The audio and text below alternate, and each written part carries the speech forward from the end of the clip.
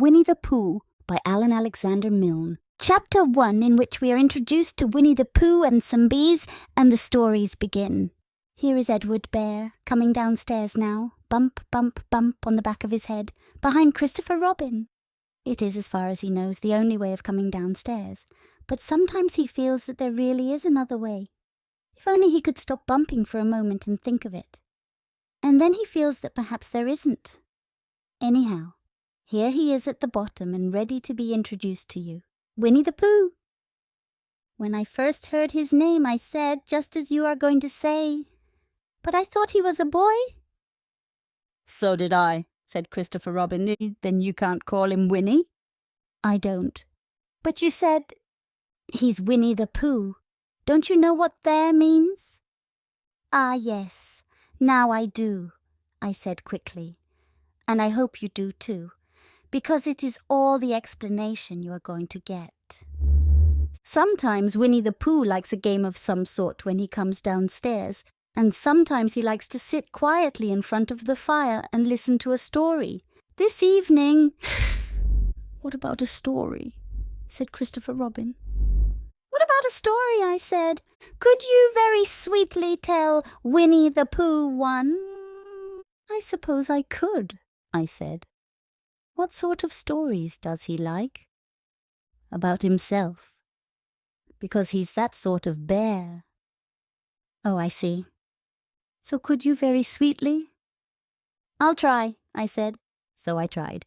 Once upon a time, a very long time ago now, about last Friday, Winnie-the-Pooh lived in a forest all by himself, under the name of Sanders.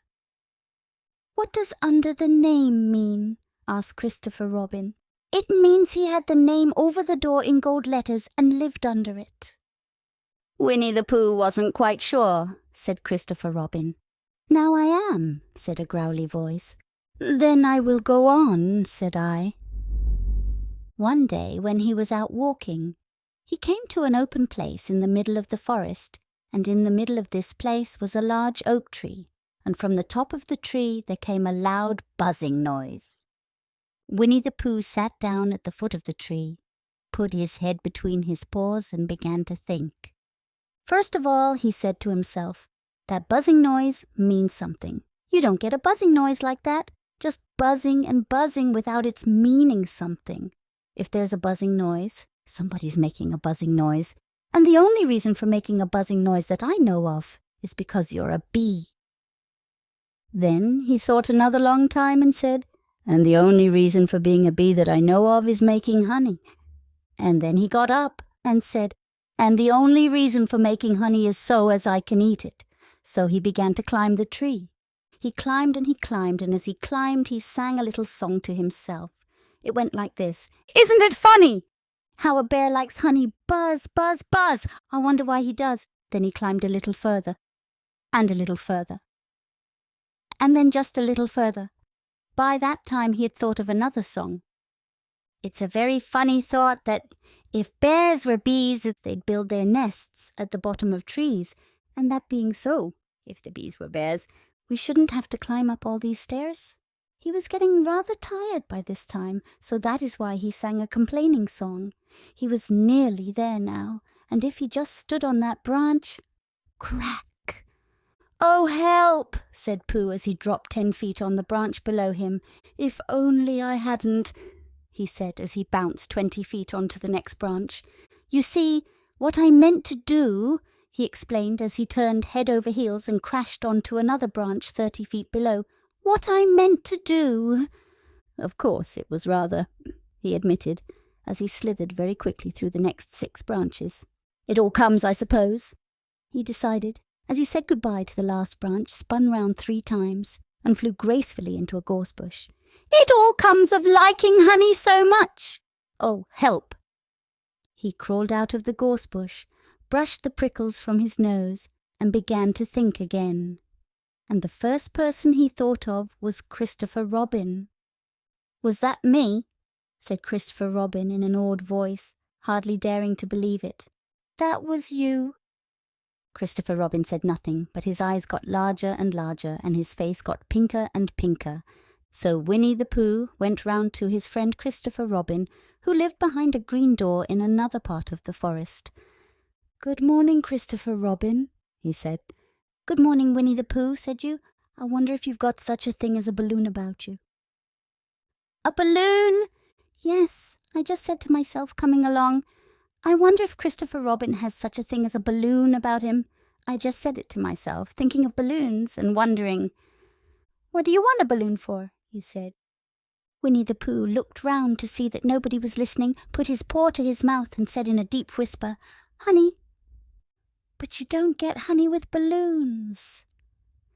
"I do," said Pooh. "Well, it just happened that you had been to a party the day before at the house of your friend Piglet, and you had balloons at the party. You had had a big green balloon, and one of Rabbit's relations had had a big blue one, and had left it behind, being really too young to go to a party at all. And so you had brought the green one and the blue one home with you." "Which one would you like?" you asked Pooh. He put his head between his paws and thought very carefully. "It's like this," he said. "When you go after honey with a balloon, the great thing is not to let the bees know you're coming.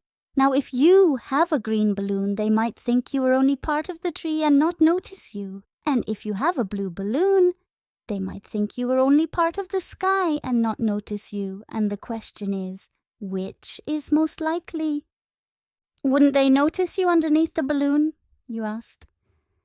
"They might or they might not," said Winnie-the-Pooh. "You never can tell with bees." He thought for a moment and said, "I shall try to look like a small black cloud. That will deceive them." "Then you had better have the blue balloon," you said, and so it was decided.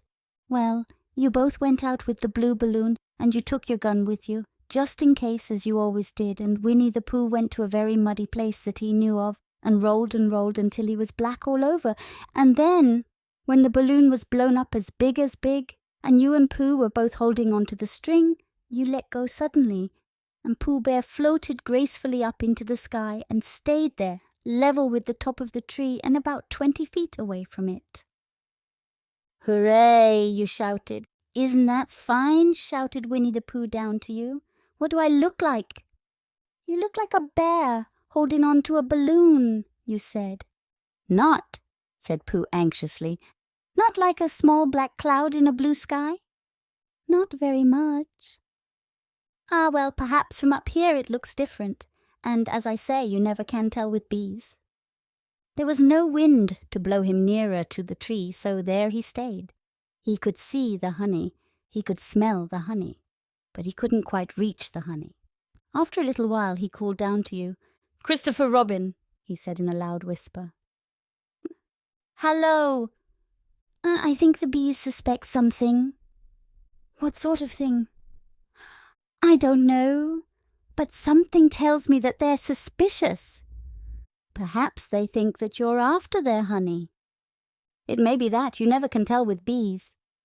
There was another little silence, and then he called down to you again. "Christopher Robin." "Yes?" "Have you an umbrella in your house?" "I think so." "I wish you would bring it out here and walk up and down with it, and look up at me every now and then and say, 'Tut, tut, it looks like rain.' I think, if you did that, it would help the deception which we are practicing on these bees." Well, you laughed to yourself, "Silly old bear." But you didn't say it aloud because you were so fond of him, and you went home for your umbrella. "Oh, there you are," called down Winnie-the-Pooh, as soon as you got back to the tree.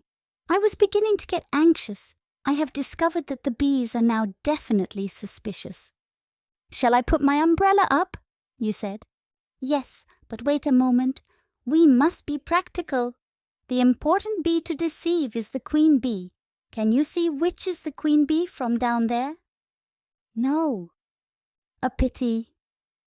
Well now, if you walk up and down with your umbrella saying, 'Tut, tut, it looks like rain,' I shall do what I can by singing a little cloud song, such as a cloud might sing. Go!" So while you walked up and down and wondered if it would rain, Winnie-the-Pooh sang this song, "How sweet to be a cloud floating in the blue." Every little cloud always sings aloud, How sweet to be a cloud floating in the blue. It makes him very proud. To be a little cloud. The bees were still buzzing as suspiciously as ever. Some of them indeed left their nests and flew all round the cloud as it began the second verse of this song, and one bee sat down on the nose of the cloud for a moment, and then got up again. "Christopher! Ow! Robin!" called out the cloud. "Yes, I have just been thinking, and I have come to a very important decision. These are the wrong sort of bees." "Are they?" "Quite the wrong sort. So I should think they would make the wrong sort of honey, shouldn't you?" "Would they?" "Yes, so I think I shall come down." "How?" asked you. Winnie-the-Pooh hadn't thought about this. If he let go of the string he would fall, bump, and he didn't like the idea of that. So he thought for a long time, and then he said, "Christopher Robin, you must shoot the balloon with your gun. Have you got your gun?" "Of course I have," you said. "But if I do that, it will spoil the balloon," you said. "But if you don't," said Pooh, "I shall have to let go, and that would spoil me." When he put it like this, you saw how it was, and you aimed very carefully at the balloon and fired. "Ow!" said Pooh. "Did I miss?" you asked. "You didn't exactly miss," said Pooh, "but you missed the balloon." "I'm so sorry," you said, and you fired again, and this time you hit the balloon, and the air came slowly out, and Winnie-the-Pooh floated down to the ground. But his arms were so stiff from holding on to the string of the balloon all that time that they stayed up straight in the air for more than a week, and whenever a fly came and settled on his nose he had to blow it off. And I think, but I'm not sure, that is why he was always called Pooh. "Is that the end of the story?" asked Christopher Robin. "That's the end of that one. There are others. About Pooh and me. And Piglet and Rabbit and all of you. Don't you remember?" "I do remember, and then when I try to remember, I forget. That day when Pooh and Piglet tried to catch the heffalump, they didn't catch it, did they?" "No, Pooh couldn't, because he hasn't any brain. Did I catch it?" "Well, that comes into the story." Christopher Robin nodded. "I do remember," he said, "only Pooh doesn't very well. So that's why he likes having it told to him again.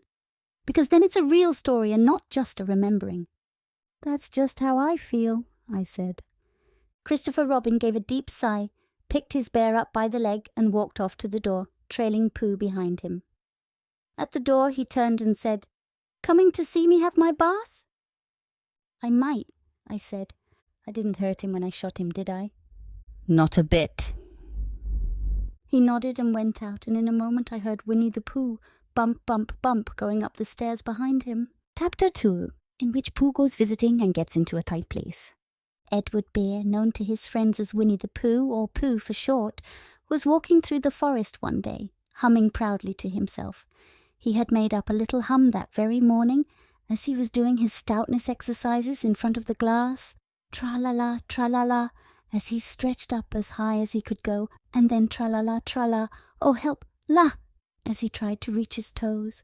After breakfast he had said it over and over to himself until he had learnt it off by heart, and now he was humming it right through, properly. It went like this: tra-la-la, tra-la-la, tra-la-la, tra-la-la, rum-tum, tiddle-um-tum, tiddle-iddle, tiddle-iddle, tiddle-iddle, tiddle-iddle, rum-tum-tum, tiddle-um. Well, he was humming this hum to himself and walking along gaily, wondering what everybody else was doing and what it felt like being somebody else, when suddenly he came to a sandy bank, and in the bank was a large hole. "Aha!" said Pooh. "Rum-tum, tiddle-um-tum. If I know anything about anything, that hole means rabbit," he said. "And rabbit means company," he said. "And company means food and listening to me humming and such like. Rum-tum-tum, tiddle-um." So he bent down, put his head into the hole, and called out, "Is anybody at home?" There was a sudden scuffling noise from inside the hole, and then silence. "What I said was, 'Is anybody at home?'" called out Pooh very loudly. "No," said a voice, and then added, "You needn't shout so loud. I heard you quite well the first time." "Bother," said Pooh. "Isn't there anybody here at all?" "Nobody." Winnie-the-Pooh took his head out of the hole and thought for a little, And he thought to himself, there must be somebody there, because somebody must have said nobody. So he put his head back in the hole and said, "Hello, Rabbit, isn't that you?" "No," said Rabbit, in a different sort of voice this time. "But isn't that Rabbit's voice?" "I don't think so," said Rabbit. "It isn't meant to be." "Oh," said Pooh. He took his head out of the hole and had another think, and then he put it back and said, "Well, could you very kindly tell me where Rabbit is?" "He has gone to see his friend Pooh Bear, who is a great friend of his." "But this is me," said Bear, very much surprised. "What sort of me?" "Pooh Bear." "Are you sure?" said Rabbit, still more surprised. Quite sure," said Pooh. "Oh, well then, come in." So Pooh pushed and pushed and pushed his way through the hole, and at last he got in.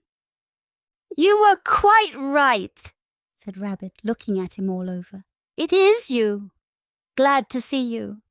"Who did you think it was?" "Well, I wasn't sure. You know how it is in the forest. One can't have anybody coming into one's house. One has to be careful. What about a mouthful of something?"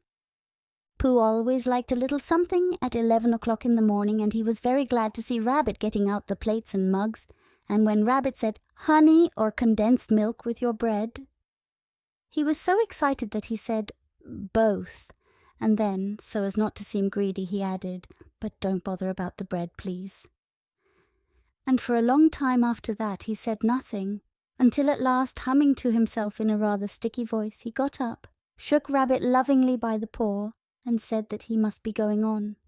"Must you?" said Rabbit politely. "Well," said Pooh, "I could stay a little longer if you—" and he tried very hard to look in the direction of the larder. "As a matter of fact," said Rabbit, "I was going out myself directly." "Oh, well then, I'll be going on. Goodbye." "Well, goodbye if you're sure you won't have any more." "Is there any more?" asked Pooh quickly. Rabbit took the covers off the dishes and said, "No, there wasn't." "I thought not," said Pooh, nodding to himself. "Well, goodbye. I must be going on." So he started to climb out of the hole. He pulled with his front paws and pushed with his back paws, and in a little while his nose was out in the open again, and then his ears, and then his front paws, and then his shoulders, and then— "Oh, help!" said Pooh. "I'd better go back." "Oh, bother!" said Pooh. "I shall have to go on." "I can't do either," said Pooh. "Oh, help and bother!" Now by this time Rabbit wanted to go for a walk too, and finding the front door full, he went out by the back door and came round to Pooh and looked at him. "Hello, are you stuck?" he asked. "No," said Pooh carelessly. "Just resting and thinking and humming to myself." "Here, give us a paw." Pooh Bear stretched out a paw, and Rabbit pulled and pulled and pulled. "Ow!" cried Pooh. "You're hurting." "The fact is," said Rabbit, "you're stuck." "It all comes," said Pooh crossly, "of not having front doors big enough." "It all comes," said Rabbit sternly, "of eating too much. I thought at the time," said Rabbit. "Only I didn't like to say anything," said Rabbit. "That one of us was eating too much," said Rabbit. "And I knew it wasn't me," he said. Well, I shall go and fetch Christopher Robin." Christopher Robin lived at the other end of the forest, and when he came back with Rabbit and saw the front half of Pooh, he said, "Silly old bear," in such a loving voice that everybody felt quite hopeful again. "I was just beginning to think," said Bear, sniffing slightly, "that Rabbit might never be able to use his front door again, and I should hate that," he said. "So should I," said Rabbit. "Use his front door again?" said Christopher Robin. "Of course he'll use his front door again." "Good," said Rabbit. "If we can't pull you out, Pooh, we might push you back." Rabbit scratched his whiskers thoughtfully and pointed out that when once Pooh was pushed back, he was back, and of course nobody was more glad to see Pooh than he was. Still, there it was. Some lived in trees and some lived underground, and— "You mean I'd never get out?" said Pooh. I mean, said Rabbit, that having got so far it seems a pity to waste it. Christopher Robin nodded. Then there's only one thing to be done, he said. We shall have to wait for you to get thin again. How long does getting thin take? Asked Pooh anxiously. About a week, I should think. But I can't stay here for a week. You can stay here all right, silly old bear. It's getting you out which is so difficult. We'll read to you, said Rabbit cheerfully. And I hope it won't snow, he added. And I say, old fellow, you're taking up a good deal of room in my house. Do you mind if I use your back legs as a towel horse? Because, I mean, there they are, doing nothing. And it would be very convenient just to hang the towels on them. A week, said Pooh gloomily. What about meals? I'm afraid no meals, said Christopher Robin, because of getting thin quicker. But we will read to you. Bear began to sigh, and then found he couldn't because he was so tightly stuck, and a tear rolled down his eye as he said, Then would you read a sustaining book, such as would help and comfort a wedged bear in great tightness? So for a week Christopher Robin read that sort of book at the north end of Pooh, and Rabbit hung his washing on the south end, and in between Bear felt himself getting slenderer and slenderer, and at the end of the week Christopher Robin said, Now! So he took hold of Pooh's front paws, and Rabbit took hold of Christopher Robin, and all Rabbit's friends and relations took hold of Rabbit, and they all pulled together. And for a long time Pooh has only said, Ow, and oh. And then all of a sudden he said pop, just as if a cork were coming out of a bottle, and Christopher Robin and Rabbit and all Rabbit's friends and relations went head over heels backwards, and on the top of them came Winnie-the-Pooh, free. So with a nod of thanks to his friends, he went on with his walk through the forest, humming proudly to himself. But Christopher Robin looked after him lovingly and said to himself, Silly old bear. Chapter 3, in which Pooh and Piglet go hunting and nearly catch a woozle. The Piglet lived in a very grand house in the middle of a beech tree, and the beech tree was in the middle of the forest, and the Piglet lived in the middle of the house. Next to his house was a piece of broken board which had Trespassers W on it. When Christopher Robin asked the Piglet what it meant, he said it was his grandfather's name, and had been in the family for a long time. Christopher Robin said you couldn't be called Trespassers W, and Piglet said yes you could because his grandfather was, and it was short for Trespassers Will, which was short for Trespassers William. And his grandfather had had 2 names in case he lost one, Trespassers after an uncle, and William after Trespassers. I've got 2 names, said Christopher Robin carelessly. Well, there you are, that proves it, said Piglet. One fine winter's day, when Piglet was brushing away the snow in front of his house, he happened to look up, and there was Winnie-the-Pooh. Pooh was walking round and round in a circle, thinking of something else, and when Piglet called to him, he just went on walking. Hello, said Piglet. What are you doing? Hunting, said Pooh. Hunting what?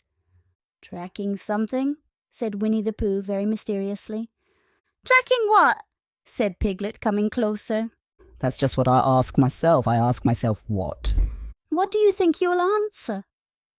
I shall have to wait until I catch up with it, said Winnie-the-Pooh. Now look there. He pointed to the ground in front of him. What do you see there? Tracks, said Piglet. Paw marks. He gave a little squeak of excitement. Oh, Pooh, do you think it's a woozle? It may be, said Pooh. Sometimes it is and sometimes it isn't. You never can tell with paw marks. With these few words he went on tracking, and Piglet, after watching him for a minute or 2, ran after him. Winnie-the-Pooh had come to a sudden stop and was bending over the tracks in a puzzled sort of way. What's the matter? asked Piglet. It's a very funny thing, said Bear, but there seem to be 2 animals now. This, whatever it was, has been joined by another, whatever it is, and the 2 of them are now proceeding in company. Would you mind coming with me, Piglet, in case they turn out to be hostile animals? Piglet scratched his ear in a nice sort of way and said that he had nothing to do until Friday and would be delighted to come in case it really was a woozle. You mean, in case it really is two woozles, said Winnie-the-Pooh, and Piglet said that anyhow he had nothing to do until Friday. So off they went together. There was a small spinney of larch trees just here, and it seemed as if the two woozles, if that is what they were, had been going around this spinney. So round this spinney went Pooh and Piglet after them, Piglet passing the time by telling Pooh what his grandfather Trespasses W had done to remove stiffness after tracking, and how his grandfather Trespasses W had suffered in his later years from shortness of breath and other matters of interest, and Pooh wondering what a grandfather was like, and if perhaps this was two grandfathers they were after now, and if so, whether he would be allowed to take one home and keep it, and what Christopher Robin would say, and still the tracks went on in front of them. Suddenly Winnie-the-Pooh stopped and pointed excitedly in front of him. "Look!" "What?" said Piglet with a jump, and then, to show that he hadn't been frightened, he jumped up and down once or twice more in an exercising sort of way. "The tracks," said Pooh. "A third animal has joined the other two." "Pooh!" cried Piglet. "Do you think it is another woozle?" "No," said Pooh, "because it makes different marks. It is either two woozles and one, as it might be, whizzle, or two, as it might be, whizzles and one, if so it is, woozle. Let us continue to follow them." So they went on, feeling just a little anxious now, in case the three animals in front of them were of hostile intent. And Piglet wished very much that his grandfather T.W. were there, instead of elsewhere. And Pooh thought how nice it would be if they met Christopher Robin suddenly but quite accidentally, and only because he liked Christopher Robin so much.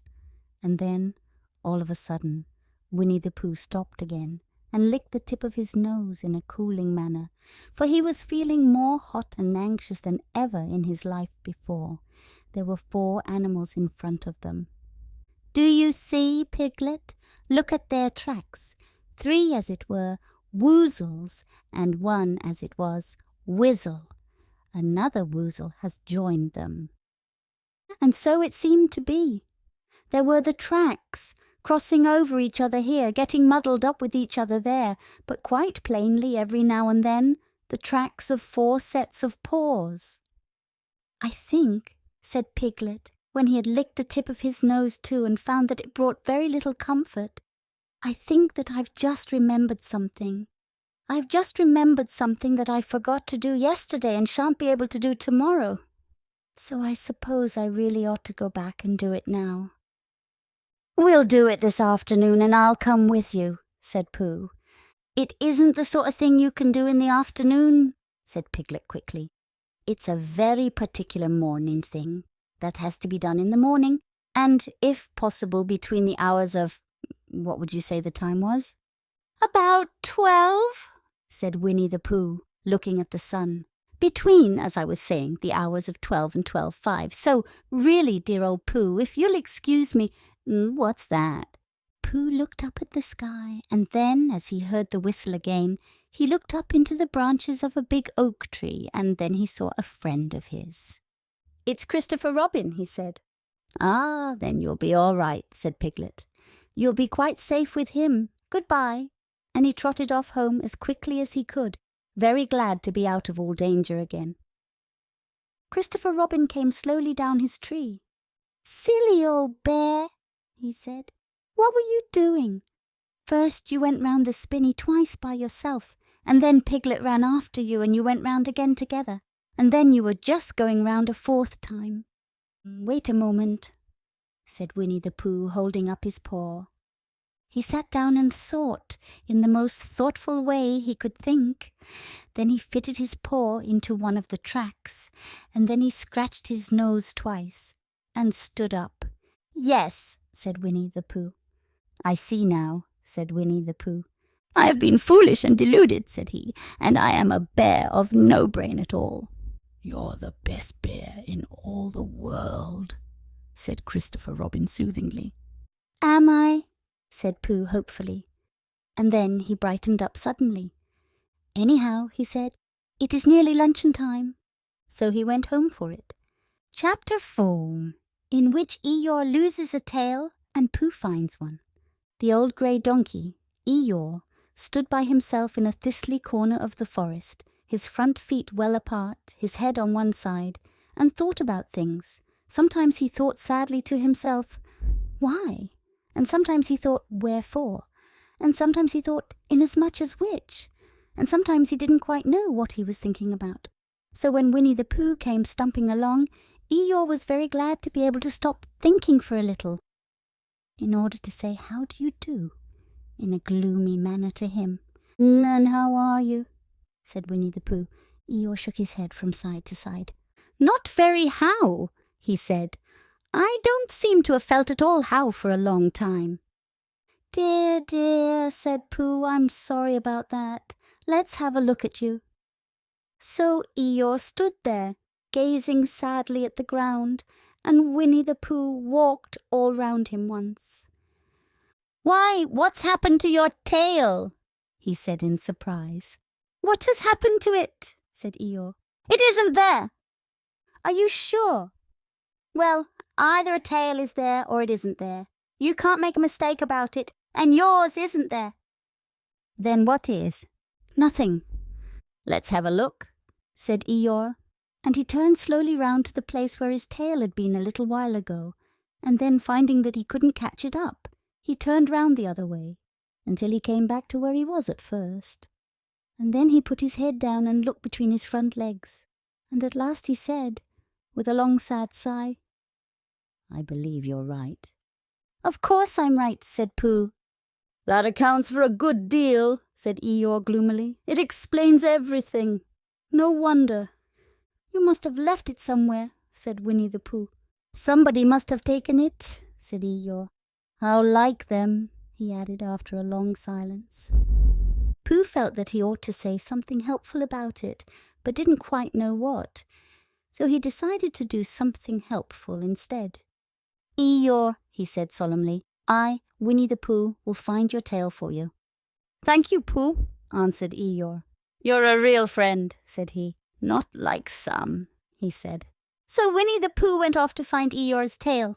It was a fine spring morning in the forest as he started out. Little soft clouds played happily in a blue sky, skipping from time to time in front of the sun, as if they had come to put it out, and then sliding away suddenly so that the next might have his turn. Through them and between them the sun shone bravely, and a copse which had worn its furs all the year round seemed old and dowdy now, beside the new green lace which the beeches had put on so prettily. Through copse and spinney marched Bear, down open slopes of gorse and heather, over rocky beds of streams, up steep banks of sandstone into the heather again, and so at last, tired and hungry, to the 100 Acre Wood. For it was in the 100 Acre Wood that Owl lived. "And if anyone knows anything about anything," said Bear to himself, "it's Owl who knows something about something," he said. "Or my name's not Winnie-the-Pooh," he said. "Which it is," he added. So there you are. Owl lived at the Chestnuts, an old-world residence of great charm, which was grander than anybody else's, or seemed so to Bear, because it had both a knocker and a bell-pull. Underneath the knocker there was a notice which said, "Pleasuring if an answer is required." Underneath the bell-pull there was a notice which said, "Ples Sinoki if an RNSR is not required." These notices had been written by Christopher Robin, who was the only one in the forest who could spell, for Owl, wise though he was in many ways, able to read and write and spell his own name, Wall, yet somehow went all to pieces over delicate words like measles and buttered toast. Winnie-the-Pooh read the two notices very carefully, first from left to right, and afterwards, in case he had missed some of it, from right to left. Then to make quite sure, he knocked and pulled the knocker, and he pulled and knocked the bell rope, and he called out in a very loud voice, "Owl, I require an answer. It's Bear speaking." And the door opened, and Owl looked out. "Hello, Pooh," he said. "How's things?" "Terrible and sad," said Pooh, "because Eeyore, who is a friend of mine, has lost his tail, and he's moping about it. So could you very kindly tell me how to find it for him?" "Well," said Owl, "the customary procedure in such cases is as follows." "What does crustimony proceed cake mean?" said Pooh, "for I'm a bear of very little brain, and long words bother me." "It means the thing to do." "As long as it means that, I don't mind," said Pooh humbly. "The thing to do is as follows. First, issue a reward. Then—" "Just a moment," said Pooh, holding up his paw. "What do we do to this? What you were saying? You sneezed just as you were going to tell me." "I didn't sneeze." "Yes, you did, Owl." "Excuse me, Pooh, I didn't. You can't sneeze without knowing it. No, well, you can't know it without something having been sneezed." "What I said was, first issue a reward." "You're doing it again," said Pooh sadly. "A reward," said Owl very loudly. "We write a notice to say that we will give a large something to anybody who finds Eeyore's tail." I see, said Pooh, nodding his head. "Talking about large somethings," he went on dreamily, "I generally have a small something about now, about this time in the morning." And he looked wistfully at the cupboard in the corner of Owl's parlour. "Just a mouthful of condensed milk or what not, with perhaps a lick of honey." "Well then," said Owl, "we write out this notice, and we put it up all over the forest." "A lick of honey," murmured Bear to himself. Or not, as the case may be. And he gave a deep sigh, and tried very hard to listen to what Owl was saying. But Owl went on, using longer and longer words, until at last he came back to where he started, and he explained that the person to write out this notice was Christopher Robin. "It was he who wrote the ones on my front door for me. Did you see them, Pooh?" For some time now, Pooh had been saying yes and no, in turn, with his eyes shut, to all that Owl was saying, and having said yes, yes, last time he said no, not at all now, without really knowing what Owl was talking about. "Didn't you see them?" said Owl, a little surprised. "Come and look at them now." So they went outside, and Pooh looked at the knocker and the notice below it, and he looked at the bell rope and the notice below it, and the more he looked at the bell rope, the more he felt that he had seen something like it somewhere else some time before. "Handsome bell rope, isn't it?" said Owl. Pooh nodded. "It reminds me of something," he said, "but I can't think what. Where did you get it?" "I just came across it in the forest. It was hanging over a bush, and I thought at first somebody lived there, so I rang it and nothing happened. And then I rang it again very loudly, and it came off in my hand, and as nobody seemed to want it, I took it home and—" "Owl," said Pooh solemnly, "you made a mistake. Somebody did want it." "Who?" "Eeyore. My dear friend Eeyore. He was fond of it." "Fond of it? Attached to it," said Winnie-the-Pooh sadly. So with these words he unhooked it and carried it back to Eeyore, and when Christopher Robin had nailed it on in its right place again, Eeyore frisked about the forest, waving his tail so happily that Winnie-the-Pooh came over all funny and had to hurry home for a little snack of something to sustain him, and wiping his mouth half an hour afterwards, he sang to himself proudly, "Who found the tail?" "I," said Pooh, "at 1:45, only it was 11:15 really. I found the tail." Chapter 5, in which Piglet meets a heffalump. One day when Christopher Robin and Winnie-the-Pooh and Piglet were all talking together, Christopher Robin finished the mouthful he was eating and said carelessly, "I saw a heffalump today, Piglet." "What was it doing?" asked Piglet. "Just lumping along," said Christopher Robin. "I don't think it saw me." "I saw one once," said Piglet. "At least I think I did," he said, "only perhaps it wasn't." "So did I," said Pooh, wondering what a heffalump was like. "You don't often see them," said Christopher Robin carelessly. "Not now," said Piglet. "Not at this time of year," said Pooh. Then they all talked about something else, until it was time for Pooh and Piglet to go home together. At first, as they stumped along the path which edged the 100 Acre Wood, They didn't say much to each other. But when they came to the stream and had helped each other across the stepping stones, and were able to walk side by side again over the heather, they began to talk in a friendly way about this and that. And Piglet said, "If you see what I mean, Pooh." And Pooh said, "It's just what I think myself, Piglet." And Piglet said, "But on the other hand, Pooh, we must remember." And Pooh said, "Quite true, Piglet," although I had forgotten it for the moment. And then, just as they came to the 6 pine trees, Pooh looked round to see that nobody else was listening, and said in a very solemn voice, "Piglet, I have decided something." "What have you decided, Pooh?" "I have decided to catch a heffalump." Pooh nodded his head several times as he said this, and waited for Piglet to say, "How?" or "Pooh, you couldn't," or something helpful of that sort. But Piglet said nothing. The fact was, Piglet was wishing that he had thought about it first. "I shall do it," said Pooh, after waiting a little longer, "by means of a trap. And it must be a cunning trap, so you will have to help me, Piglet." "Pooh," said Piglet, feeling quite happy again now, "I will." And then he said, "How shall we do it?" And Pooh said, "That's just it. How?" And then they sat down together to think it out. Pooh's first idea was that they should dig a very deep pit, and then the heffalump would come along and fall into the pit and... "Why?" said Piglet. "Why what?" said Pooh. "Why would he fall in?" Pooh rubbed his nose with his paw and said that the heffalump might be walking along, humming a little song and looking up at the sky, wondering if it would rain, and so he wouldn't see the very deep pit until he was halfway down, when it would be too late.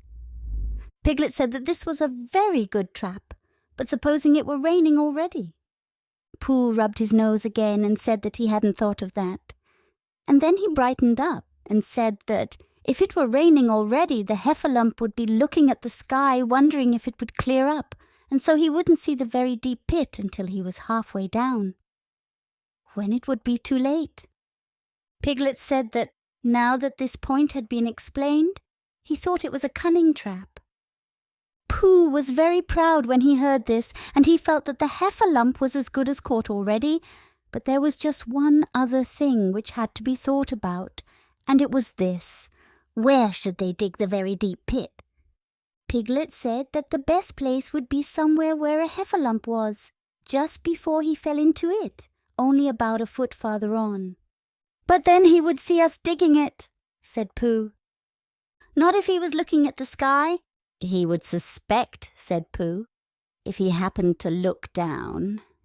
He thought for a long time, and then added sadly, "It isn't as easy as I thought.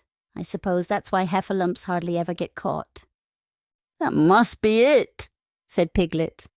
They sighed and got up, and when they had taken a few gorse prickles out of themselves, they sat down again, and all the time Pooh was saying to himself, "If only I could think of something," for he felt sure that a very clever brain could catch a heffalump if only he knew the right way to go about it. "Suppose," he said to Piglet, "you wanted to catch me. How would you do it?"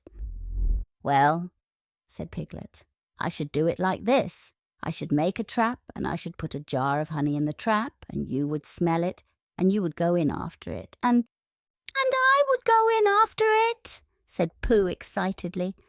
"Only very carefully so as not to hurt myself, and I would get to the jar of honey and I should lick round the edges first of all, pretending that there wasn't any more, and then I should walk away and think about it a little, and then I should come back and start licking in the middle of the jar, and then... Yes, well, never mind about that. There you would be, and there I should catch you. Now the first thing to think of is, what do heffalumps like? I should think acorns, shouldn't you? We'll get a lot of... I say, wake up, Pooh."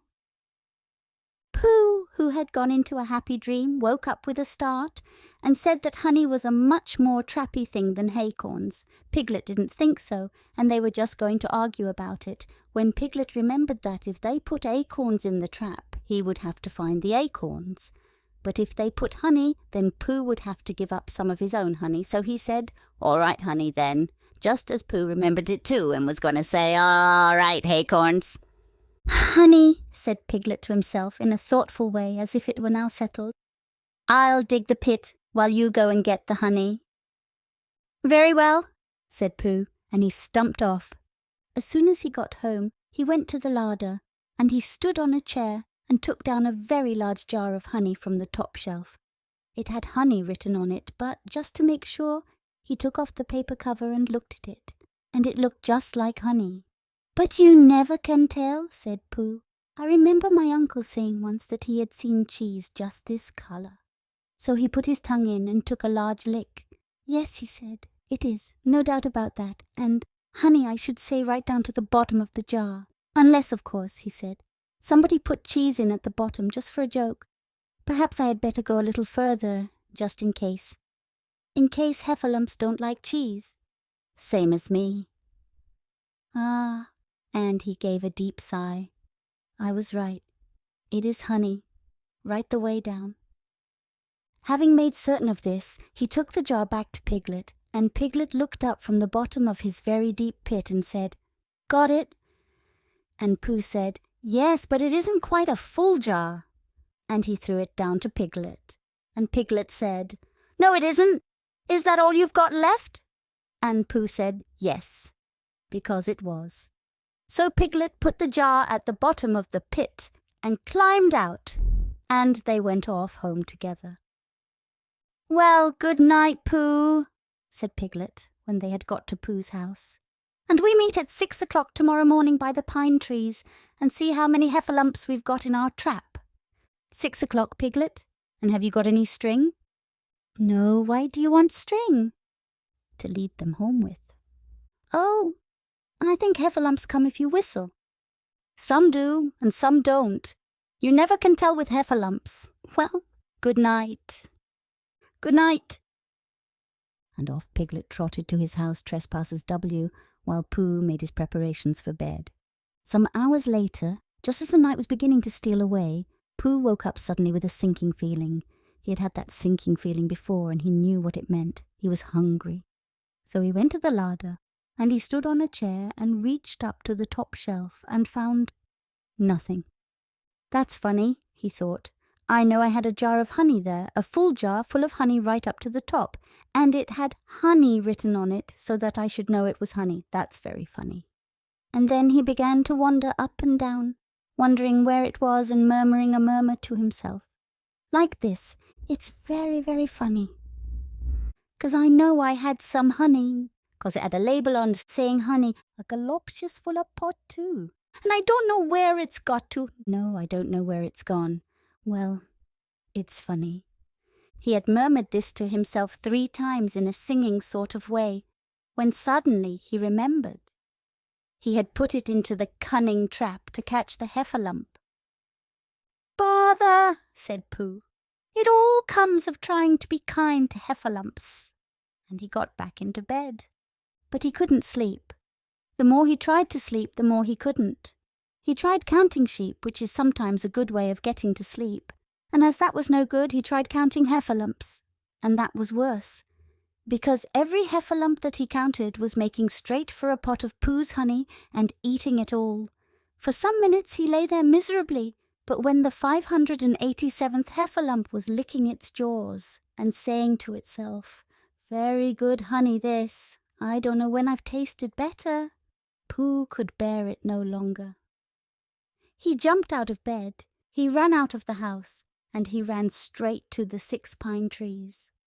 The sun was still in bed, but there was a lightness in the sky over the 100 Acre Wood, which seemed to show that it was waking up and would soon be kicking off the clothes. In the half-light the pine trees looked cold and lonely, and the very deep pit seemed deeper than it was, and Pooh's jar of honey at the bottom was something mysterious, a shape and no more. But as he got nearer to it, his nose told him that it was indeed honey, and his tongue came out and began to polish up his mouth, ready for it.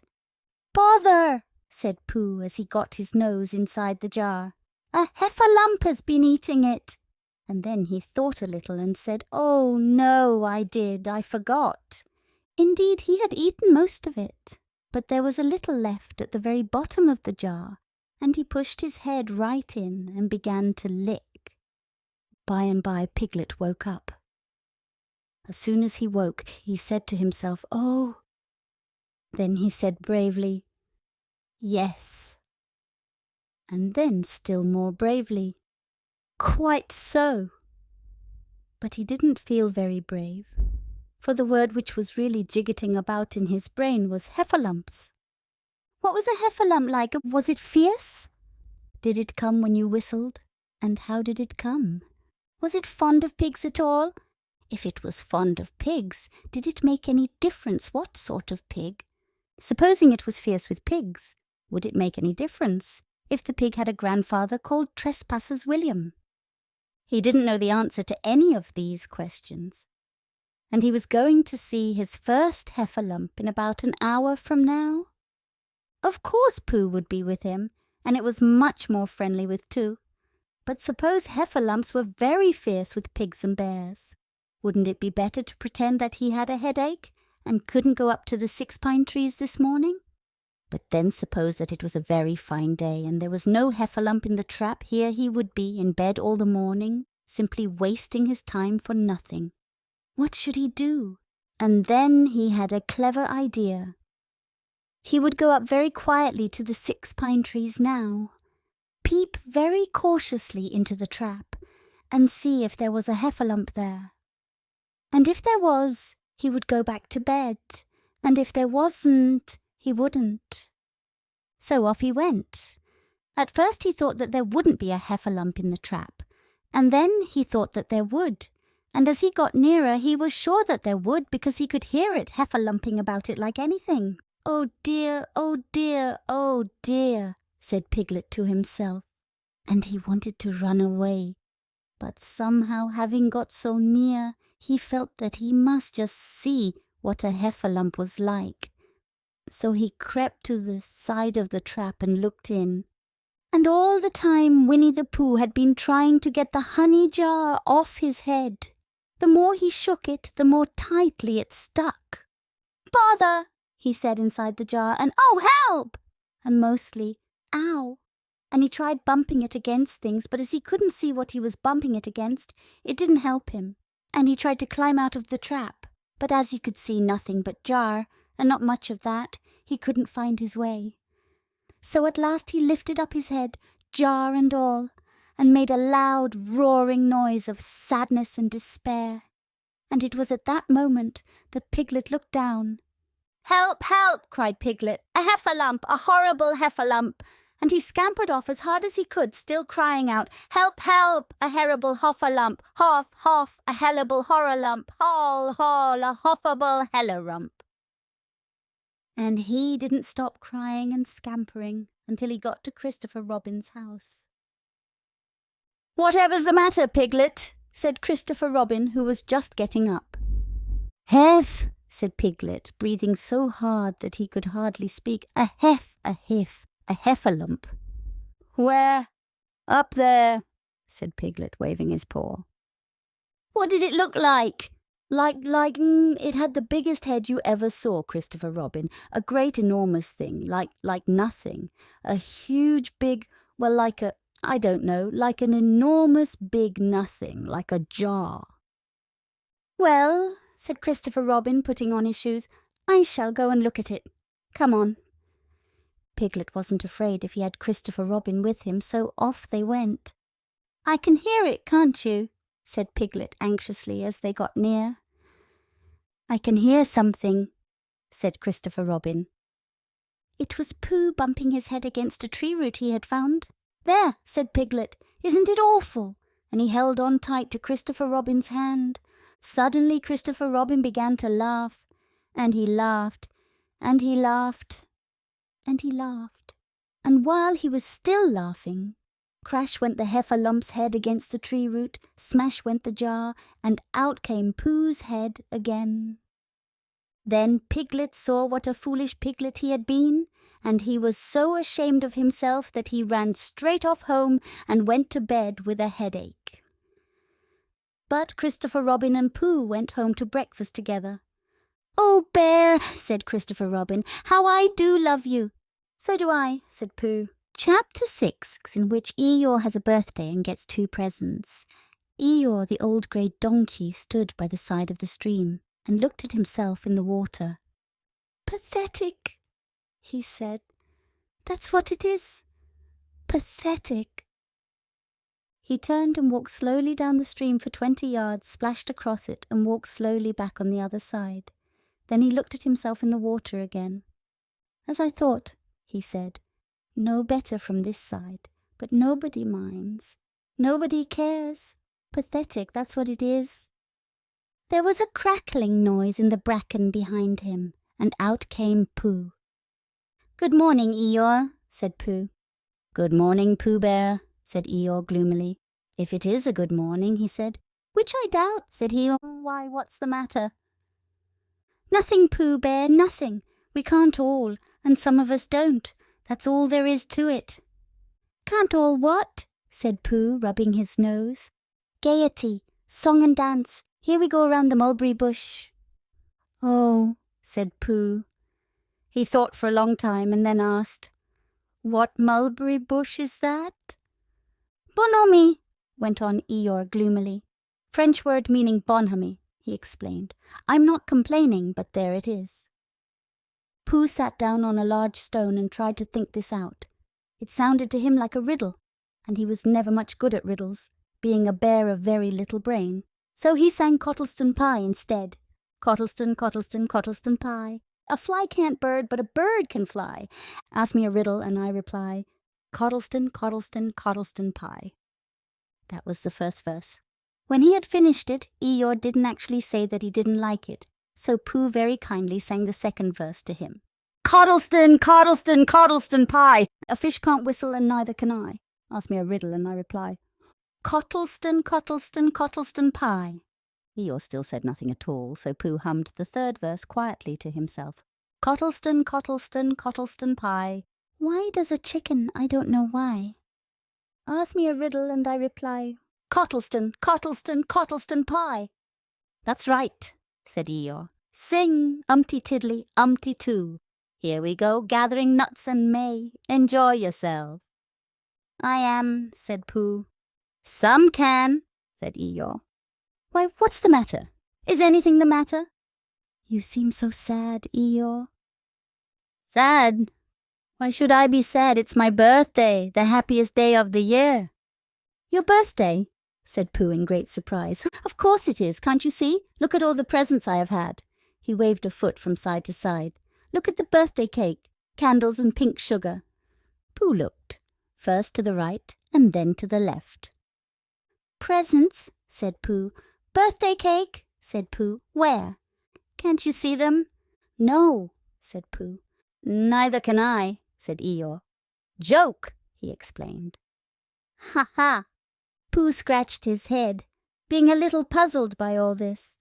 "But is it really your birthday?" he asked. "It is." "Oh, well, many happy returns of the day, Eeyore. And many happy returns to you, Pooh Bear." "But it isn't my birthday."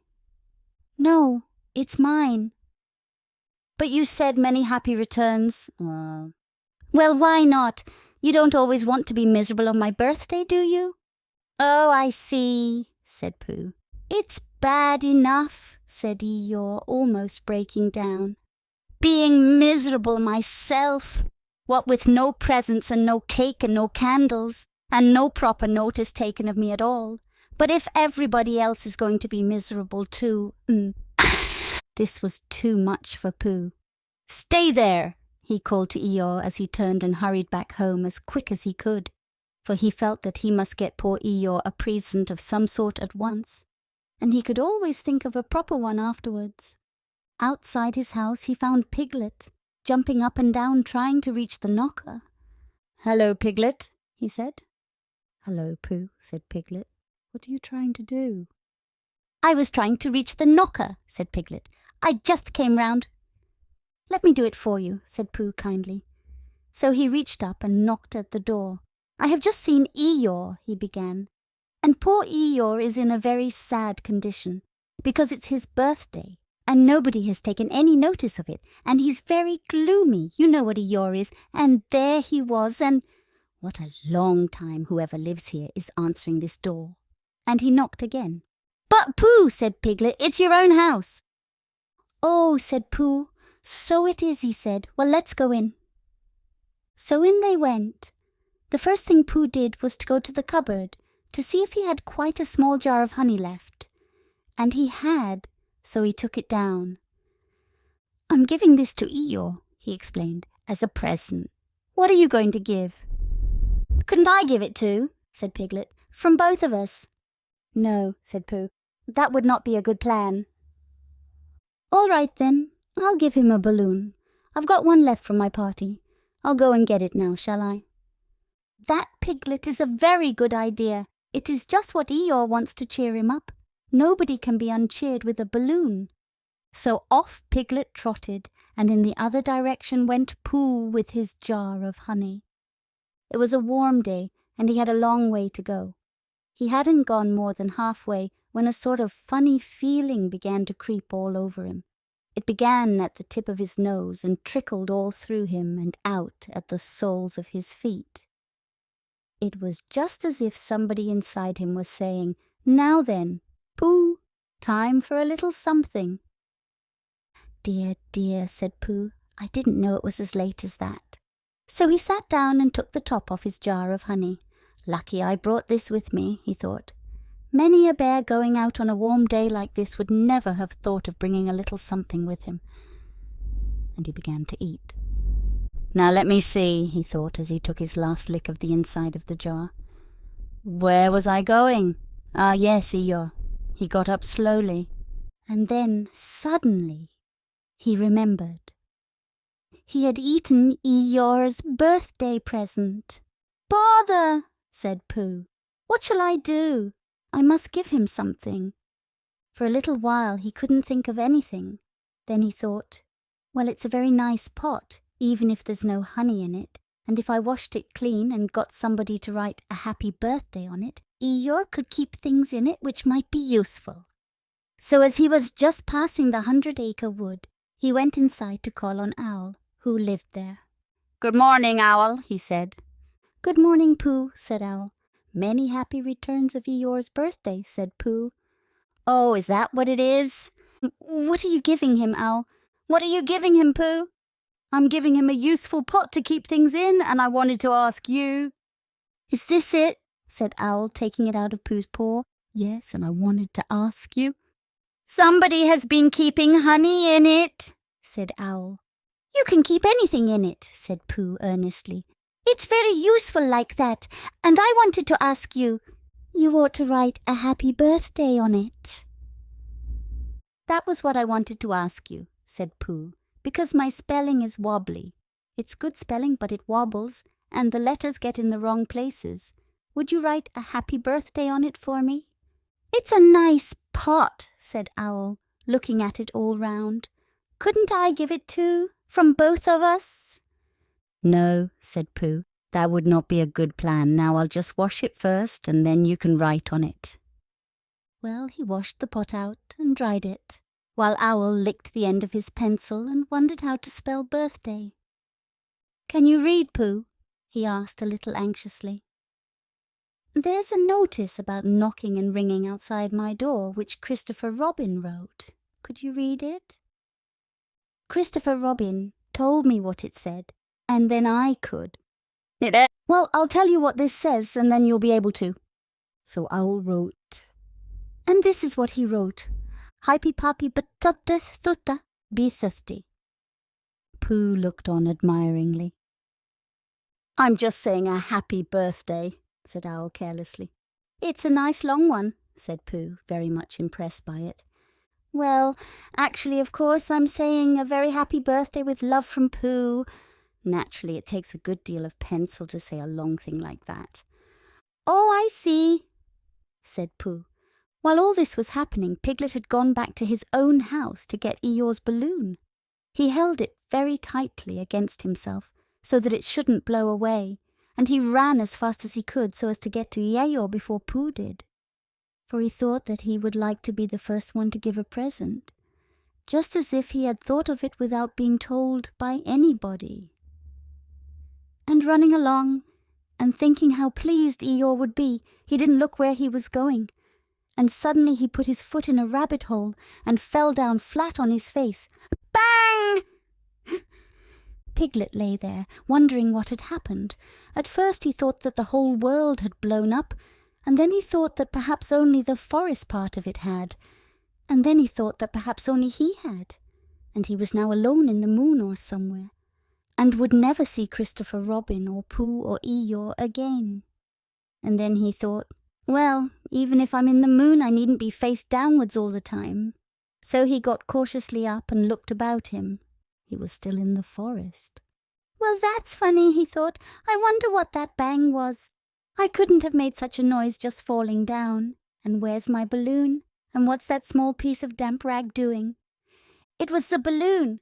Oh dear, said Piglet. Oh dearie, dearie, dear. Well, it's too late now. I can't go back, and I haven't another balloon, and perhaps Eeyore doesn't like balloons so very much. So he trotted on, rather sadly now, and down he came to the side of the stream where Eeyore was, and called out to him. Good morning, Eeyore, shouted Piglet. Good morning, little Piglet, said Eeyore. If it is a good morning, he said. Which I doubt, said he. Not that it matters, he said. Many happy returns of the day, said Piglet, having now got closer. Eeyore stopped looking at himself in the stream and turned to stare at Piglet. Just say that again, he said. Many hap. Wait a moment. Balancing on 3 legs, he began to bring his 4th leg very cautiously up to his ear. I did this yesterday, he explained, as he fell down for the 3rd time. It's quite easy. It's so as I can hear better.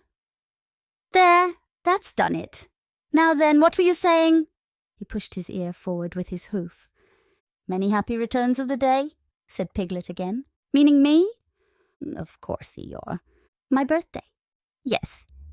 Me having a real birthday? Yes, Eeyore, and I've brought you a present.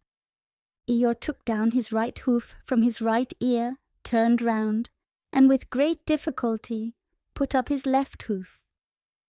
I must have that in the other ear, he said. Now then. A present, said Piglet, very loudly. Meaning me again. Yes. My birthday still? Of course, Eeyore. Me going on having a real birthday? Yes, Eeyore, and I brought you a balloon. Balloon? Said Eeyore. You did say balloon? One of those big coloured things you blow up? Gaiety, song and dance, here we are, and there we are. Yes, but I'm afraid. I'm very sorry, Eeyore, but when I was running along to bring it you, I fell down. Dear, dear, how unlucky. You ran too fast, I expect. You didn't hurt yourself, little Piglet? No, but Oh, Eeyore! I burst the balloon. There was a very long silence. My balloon, said Eeyore at last. Piglet nodded. My birthday balloon? Yes, Eeyore, said Piglet, sniffing a little. Here it is, with many happy returns of the day. And he gave Eeyore the small piece of damp rag. Is this it? Said Eeyore, a little surprised. Piglet nodded. My present? Piglet nodded again. The balloon? Yes. Thank you, Piglet, said Eeyore. You don't mind my asking, he went on, but what colour was this balloon when it was a balloon? Red. I just wondered. Red, he murmured to himself. My favourite colour. How big was it? About as big as me. I just wondered, about as big as Piglet, he said to himself sadly. My favourite size. Well, well. Piglet felt very miserable and didn't know what to say. He was still opening his mouth to begin something, and then deciding that it wasn't any good saying that, when he heard a shout from the other side of the river, and there was Pooh. Many happy returns of the day, called out Pooh, forgetting that he had said it already. Thank you, Pooh. I'm having them, said Eeyore gloomily. I've brought you a little present, said Pooh excitedly. I've had it, said Eeyore.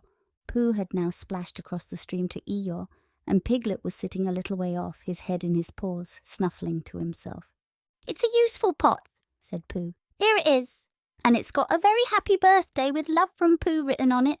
That's what all that writing is. And it's for putting things in. There." When Eeyore saw the pot, he became quite excited. "Why," he said, "I believe my balloon will just go into that pot." "Oh, no, Eeyore," said Pooh. "Balloons are much too big to go into pots. What you do with a balloon is, you hold the ballon." "Not mine," said Eeyore proudly. "Look, Piglet." And as Piglet looked sorrowfully round, Eeyore picked the balloon up with his teeth and placed it carefully in the pot, picked it out and put it on the ground, and then picked it up again and put it carefully back. "So it does," said Pooh. "It goes in." "So it does," said Piglet. "And it comes out." "Doesn't it?" said Eeyore. "It goes in and out like anything." "I'm very glad," said Pooh happily, "that I thought of giving you a useful pot to put things in." "I'm very glad," said Piglet happily, "that I thought of giving you something to put in a useful pot." But Eeyore wasn't listening. He was taking the balloon out and putting it back again, as happy as could be. "And didn't I give him anything?" asked Christopher Robin sadly. "Of course you did," I said. "You gave him, don't you remember, a little... I gave him a box of paints to paint things with." "That was it." "Why didn't I give it to him in the morning?" "You were so busy getting his party ready for him. He had a cake with icing on the top and 3 candles and his name in pink sugar and—" "Yes, I remember," said Christopher Robin. Chapter 7, in which Kanga and Baby Roo come to the forest and Piglet has a bath. Nobody seemed to know where they came from, but there they were in the forest, Kanga and Baby Roo. When Pooh asked Christopher Robin, "How did they come here?" Christopher Robin said, in the usual way, "If you know what I mean, Pooh." And Pooh, who didn't, said, "Oh." Then he nodded his head twice and said, in the usual way, "Ah." Then he went to call upon his friend Piglet to see what he thought about it. And at Piglet's house he found Rabbit, so they all talked about it together. "What I don't like about it is this," said Rabbit. "Here are we, you, Pooh, and you, Piglet, and me, and suddenly—" "And Eeyore," said Pooh. "And Eeyore, and then suddenly—" "And Owl," said Pooh. "And Owl, and then all of a sudden—" "Oh, and Eeyore," said Pooh. "I was forgetting him." "Here we are," said Rabbit very slowly and carefully, "all of us, and then suddenly we wake up one morning and what do we find? We find a strange animal among us, an animal of whom we have never even heard before, an animal who carries her family about with her in her pocket. Suppose I carried my family about with me in my pocket, how many pockets should I want?" 16, said Piglet. 17, isn't it? Said Rabbit. And one more for a handkerchief, that's 18. 18 pockets in one suit. I haven't time. There was a long and thoughtful silence, and then Pooh, who had been frowning very hard for some minutes, said, "I make it 15. "What?" said Rabbit. "It's not 15. 15 what?" "Your family." "What about them?" Pooh rubbed his nose and said that he thought Rabbit had been talking about his family. "Did I?" said Rabbit carelessly. "Yes, you said—" "Never mind, Pooh," said Piglet impatiently. "The question is, what are we to do about Kanga?" "Oh, I see," said Pooh. "The best way," said Rabbit, "would be this. The best way would be to steal Baby Roo and hide him. And then when Kanga says, 'Where's Baby Roo?' we say, 'Aha!'" "Aha!" said Pooh, practicing. "Aha, aha. Of course," he went on, "we could say aha, even if we hadn't stolen Baby Roo." "Pooh," said Rabbit kindly, "you haven't any brain." "I know," said Pooh humbly. "We say aha, so that Kanga knows that we know where Baby Roo is. Aha means, We'll tell you where Baby Roo is if you promise to go away from the forest and never come back. Now don't talk while I think." Pooh went into a corner and tried saying "Aha!" in that sort of voice. Sometimes it seemed to him that it did mean what Rabbit said, and sometimes it seemed to him that it didn't. "I suppose it's just practice," he thought. "I wonder if Kanga will have to practice too so as to understand it." "There's just one thing," said Piglet, fidgeting a bit. "I was talking to Christopher Robin, and he said that a Kanga was generally regarded as one of the fiercer animals. I am not frightened of fierce animals in the ordinary way, but it is well known that if one of the fiercer animals is deprived of its young, it becomes as fierce as two of the fiercer animals, in which case, aha, is perhaps a foolish thing to say." "Piglet," said Rabbit, taking out a pencil and licking the end of it, "you haven't any pluck." "It is hard to be brave," said Piglet, sniffing slightly, "when you're only a very small animal." Rabbit, who'd begun to write very busily, looked up and said, "It is because you are a very small animal that you will be useful in the adventure before us." Piglet was so excited at the idea of being useful that he forgot to be frightened any more, and when Rabbit went on to say that Kangas were only fierce during the winter months, being at other times of an affectionate disposition, he could hardly sit still. He was so eager to begin being useful at once. "What about me?" said Pooh sadly. "I suppose I shan't be useful." "Never mind, Pooh," said Piglet comfortingly. "Another time, perhaps." "Without Pooh," said Rabbit solemnly as he sharpened his pencil, "the adventure would be impossible." "Oh," said Piglet, and tried not to look disappointed. But Pooh went into a corner of the room and said proudly to himself, "Impossible without me, that sort of bear." "Now listen all of you," said Rabbit when he had finished writing, and Pooh and Piglet sat listening very eagerly with their mouths open. This was what Rabbit read out. "Plan to capture Baby Roo. 1. General remarks, Kanga runs faster than any of us, even me. 2 more general remarks Kanga never takes. Her eye off Baby Roo except when he's safely buttoned up in her pocket. 3. Therefore, if we are to capture Baby Roo, we must get a long start because Kanga runs faster than any of us, even me. C1. 4. A thought. If Roo had jumped out of Kanga's pocket and Piglet had jumped in, Kanga wouldn't know the difference because Piglet is a very small animal. 5, like Roo. 6, but Kanga would have to be looking the other way first so as not to see Piglet jumping in. 7, C2. 8, another thought. But if Pooh was talking to her very excitedly, she might look the other way for a moment. 9, and then I could run away with Roo. 10, quickly. 11, and Kanga wouldn't discover the difference until afterwards. Well, Rabbit read this out proudly, and for a little while after he had read it, nobody said anything. And then Piglet, who had been opening and shutting his mouth without making any noise, managed to say very huskily, "And afterwards?" "How do you mean?" "When Kanga does discover the difference." "Then we all say, 'Aha!'" All 3 of us. "Yes." "Oh, why what's the trouble, Piglet?" "Nothing," said Piglet, "as long as we all 3 say it." "As long as we all 3 say it," said Piglet. "I don't mind," he said.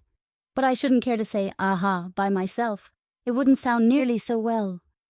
"By the way," he said, "you are quite sure about what you said about the winter months?" "The winter months?" "Yes, only being fierce in the winter months." "Oh, yes, that's all right. Well, Pooh, you see what you have to do?" "No," said Pooh Bear. "Not yet," he said. "What do I do?" "Well, you just have to talk very hard to Kanga so as she doesn't notice anything." "Oh, what about?" "Anything you like." "You mean like telling her a little bit of poetry or something?" "That's it," said Rabbit. "Splendid. Now come along." So they all went out to look for Kanga. Kanga and Roo were spending a quiet afternoon in a sandy part of the forest. Baby Roo was practicing very small jumps in the sand. and falling down mouse holes and climbing out of them, and Kanga was fidgeting about and saying, "Just one more jump, dear, and then we must go home." And at that moment, who should come stumping up the hill but Pooh? "Good afternoon, Kanga." "Good afternoon, Pooh." "Look at me jumping," squeaked Roo, and fell into another mouse hole. "Hello, Roo, my little fellow." "We were just going home," said Kanga. "Good afternoon, Rabbit. Good afternoon, Piglet." Rabbit and Piglet, who had now come up from the other side of the hill, said good afternoon and "Hello, Roo." And Roo asked them to look at him jumping, so they stayed and looked. And Kanga looked too. "Oh, Kanga," said Pooh, after Rabbit had winked at him twice, "I don't know if you are interested in poetry at all." "Hardly at all," said Kanga. "Oh," said Pooh. "Roo, dear, just one more jump and then we must go home."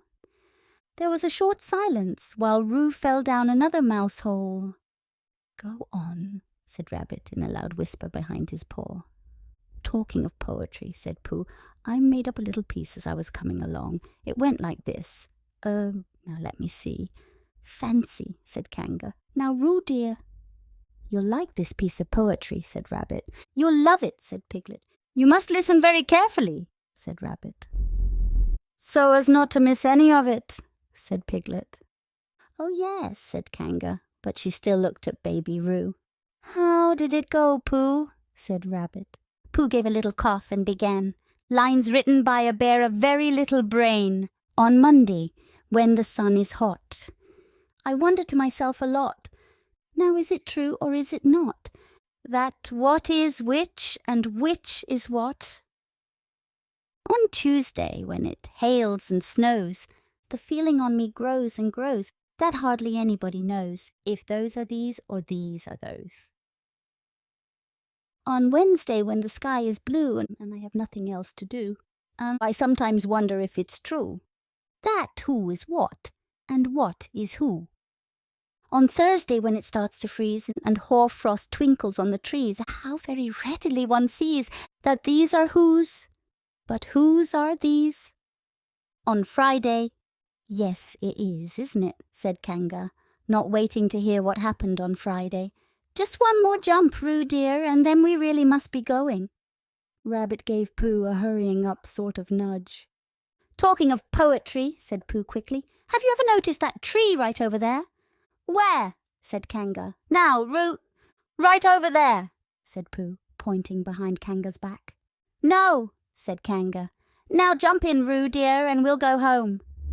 "You ought to look at that tree right over there," said Rabbit. "Shall I lift you in, Roo?" And he picked up Roo in his paws. "I can see a bird in it from here," said Pooh. "Or is it a fish?" "You ought to see that bird from here," said Rabbit. "Unless it's a fish." "It isn't a fish, it's a bird," said Piglet. "So it is," said Rabbit.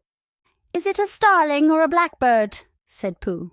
"That's the whole question," said Rabbit. "Is it a blackbird or a starling?" And then at last Kanga did turn her head to look. And the moment that her head was turned, Rabbit said in a loud voice, "In you go, Roo!" And in jumped Piglet into Kanga's pocket, and off scampered Rabbit, with Roo in his paws, as fast as he could. "Why, where's Rabbit?" said Kanga, turning round again. "Are you all right, Roo dear?" Piglet made a squeaky Roo noise from the bottom of Kanga's pocket.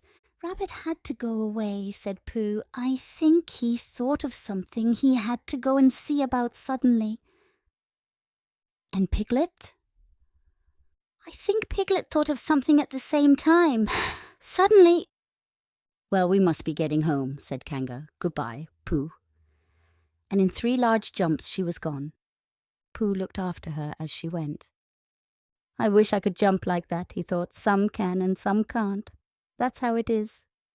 But there were moments when Piglet wished that Kanga couldn't. Often when he had had a long walk home through the forest, he had wished that he were a bird. But now he thought jerkily to himself at the bottom of Kanga's pocket, "This take, if it shall really to flying I never it." And as he went up in the air he said, "Ooh!" And as he came down he said, "Ow!" and he was saying, "Ooh, wow, wow," all the way to Kanga's house. Of course, as soon as Kanga unbuttoned her pocket, she saw what had happened. Just for a moment, she thought she was frightened, and then she knew she wasn't, for she felt quite sure that Christopher Robin would never let any harm happen to Roo. So she said to herself, "If they are having a joke with me, I will have a joke with them." "Now then, Roo dear," she said, as she took Piglet out of her pocket. "Bedtime." "Aha," said Piglet as well as he could after his terrifying journey. But it wasn't a very good aha, and Kanga didn't seem to understand what it meant. "Bath first," said Kanga in a cheerful voice. "Aha," said Piglet again, looking round anxiously for the others. But the others weren't there. Rabbit was playing with baby Roo in his own house and feeling more fond of him every minute, and Pooh, who had decided to be a Kanga, was still at the sandy place on the top of the forest, practicing jumps. "I'm not at all sure," said Kanga in a thoughtful voice, "that it wouldn't be a good idea to have a cold bath this evening. Would you like that, Roo dear?" Piglet, who had never been really fond of baths, shuddered a long, indignant shudder, and said in as brave a voice as he could, "Kanga, I see that the time has come to speak plainly." "Funny little Roo," said Kanga as she got the bath water ready. "I am not Roo," said Piglet loudly. "I am Piglet." "Yes, dear, yes," said Kanga soothingly. "And imitating Piglet's voice too. So clever of him," she went on, as she took a large bar of yellow soap out of the cupboard. "What will he be doing next?" "Can't you see?" shouted Piglet. "Haven't you got eyes? Look at me." "I am looking, Roo dear," said Kanga rather severely. "And you know what I told you yesterday about making faces. If you go on making faces like Piglet's, you will grow up to look like Piglet, and then think how sorry you will be. Now then, into the bath, and don't let me have to speak to you about it again." Before he knew where he was, Piglet was in the bath, and Kanga was scrubbing him firmly with a large lathery flannel. "Ow!" cried Piglet. "Let me out! I'm Piglet." "Don't open the mouth, dear, or the soap goes in," said Kanga. "There! What did I tell you? You did it on purpose," spluttered Piglet as soon as he could speak again, and then accidentally had another mouthful of lathery flannel. "That's right, dear, don't say anything," said Kanga, and in another minute Piglet was out of the bath and being rubbed dry with a towel. "Now," said Kanga, "there's your medicine, and then bed." "What medicine?" said Piglet. "To make you grow big and strong, dear. You don't want to grow up small and weak like Piglet, do you? Well, then—" At that moment there was a knock at the door. "Come in," said Kanga, and in came Christopher Robin. "Christopher Robin! Christopher Robin!" cried Piglet. "Tell Kanga who I am. She keeps saying I'm Roo. I'm not Roo, am I?" Christopher Robin looked at him very carefully and shook his head. "You can't be Roo," he said, "because I've just seen Roo playing in Rabbit's house." "Well," said Kanga, "fancy that. Fancy my making a mistake like that." "There you are," said Piglet. "I told you so. I'm Piglet." Christopher Robin shook his head again. "Oh, you're not Piglet," he said. "I know Piglet well, and he's quite a different colour." Piglet began to say that this was because he had just had a bath, and then he thought that perhaps he wouldn't say that, and as he opened his mouth to say something else, Kanga slipped the medicine spoon in, and then patted him on the back and told him that it was really quite a nice taste when you got used to it. "I knew it wasn't Piglet," said Kanga. "I wonder who it can be." "Perhaps it's some relation of Pooh's," said Christopher Robin. "What about a nephew or an uncle or something?" Kanga agreed that this was probably what it was and said that they would have to call it by some name. "I shall call it Poohtel," said Christopher Robin.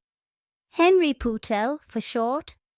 And just when it was decided, Henry Pootle wriggled out of Kanga's arms and jumped to the ground.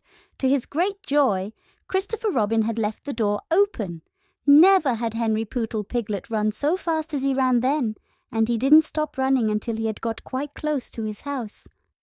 But when he was 100 yards away, he stopped running and rode the rest of the way home, so as to get his own nice comfortable colour again.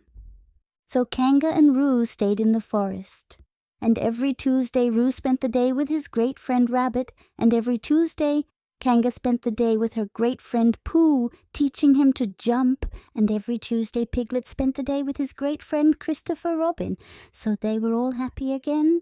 Chapter 8, in which Christopher Robin leads an expedition to the North Pole. One fine day, Pooh had stumped up to the top of the forest to see if his friend Christopher Robin was interested in bears at all. At breakfast that morning, a simple meal of marmalade spread lightly over a honeycomb or two, he had suddenly thought of a new song. It began like this: "Sing ho, for the life of a bear." When he had got as far as this, he scratched his head and thought to himself, "That's a very good start for a song, but what about the second line?"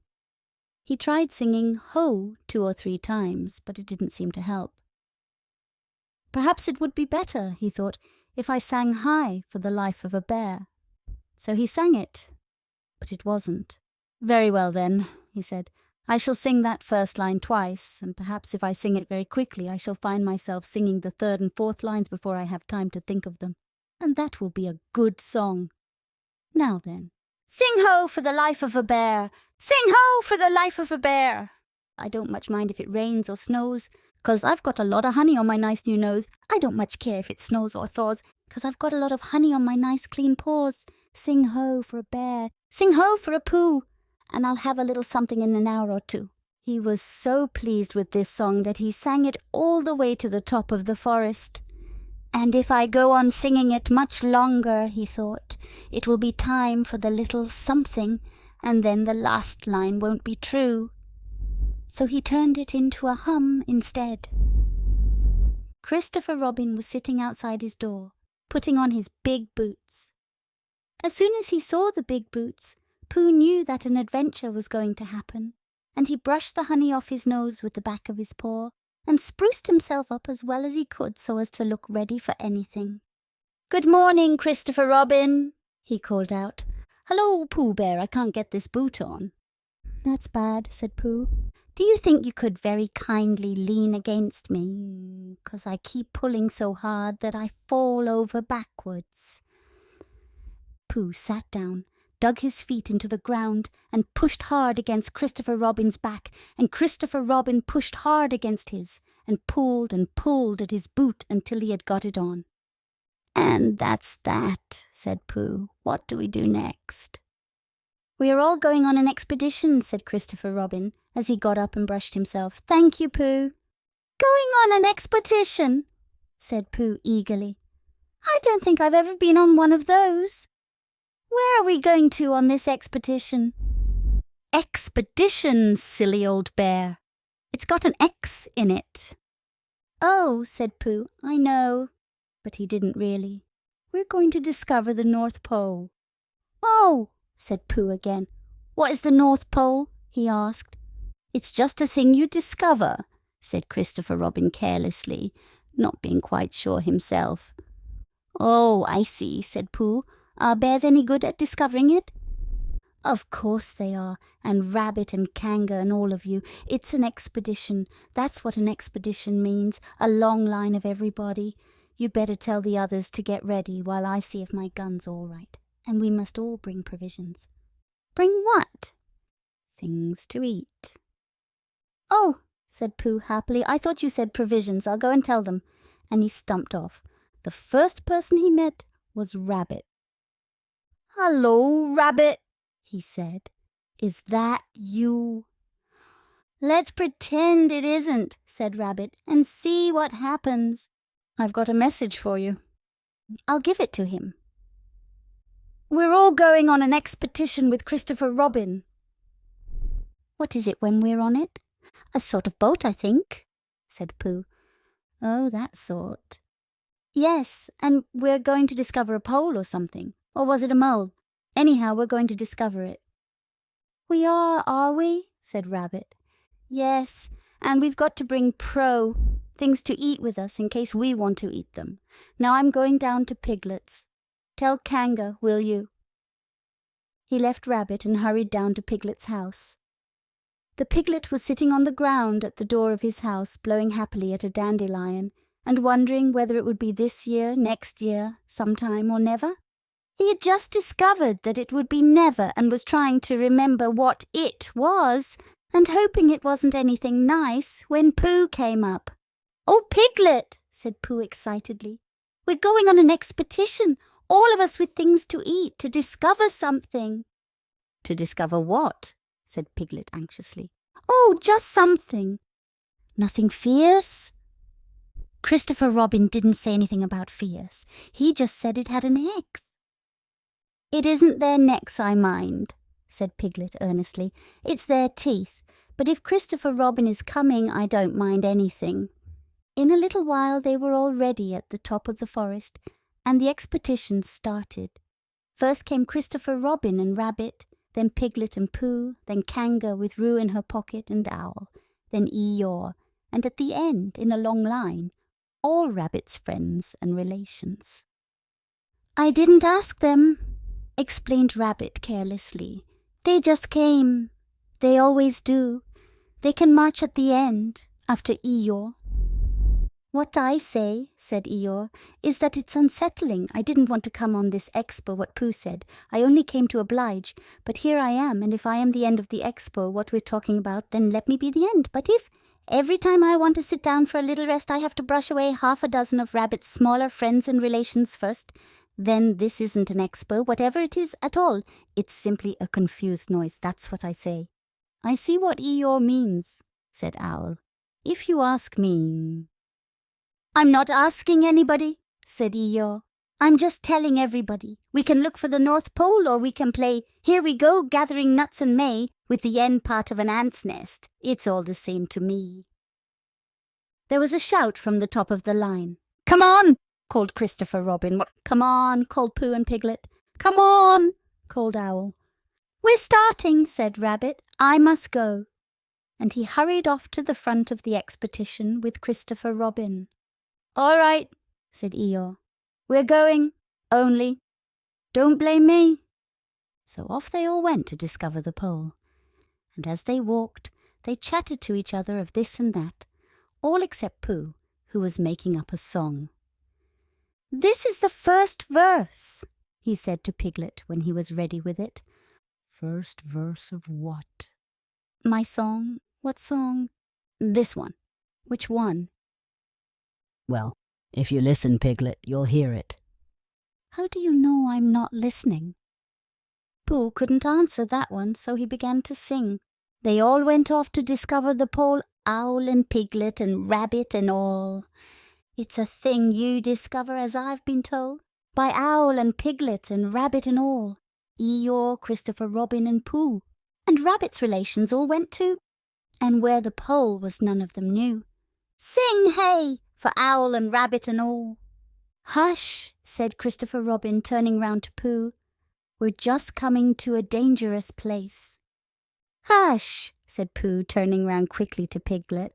"Hush," said Piglet to Kanga. "Hush," said Kanga to Owl, while Roo said, "Hush," several times to himself very quietly. "Hush," said Owl to Eeyore. "Hush," said Eeyore in a terrible voice to all Rabbit's friends and relations.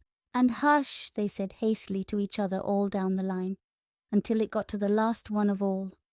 And the last and smallest friend and relation was so upset to find that the whole expedition was saying hush to him, that he buried himself head downwards in a crack in the ground, and stayed there for 2 days until the danger was over, and then went home in a great hurry and lived quietly with his aunt ever afterwards. His name was Alexander Beetle. They had come to a stream which twisted and tumbled between high rocky banks, and Christopher Robin saw at once how dangerous it was. "It's just the place," he explained, "for an ambush." "What sort of bush?" whispered Pooh to Piglet. "A gorse bush." "My dear Pooh," said Owl in his superior way, "don't you know what an ambush is?" "Owl," said Piglet, looking round at him severely. Pooh's whisper was a perfectly private whisper, and there was no need. An ambush, said Owl, is a sort of surprise. So is a gorse bush sometimes, said Pooh. An ambush, as I was about to explain to Pooh, said Piglet, is a sort of surprise. If people jump out at you suddenly, that's an ambush, said Owl. It's an ambush, Pooh, when people jump at you suddenly, explained Piglet.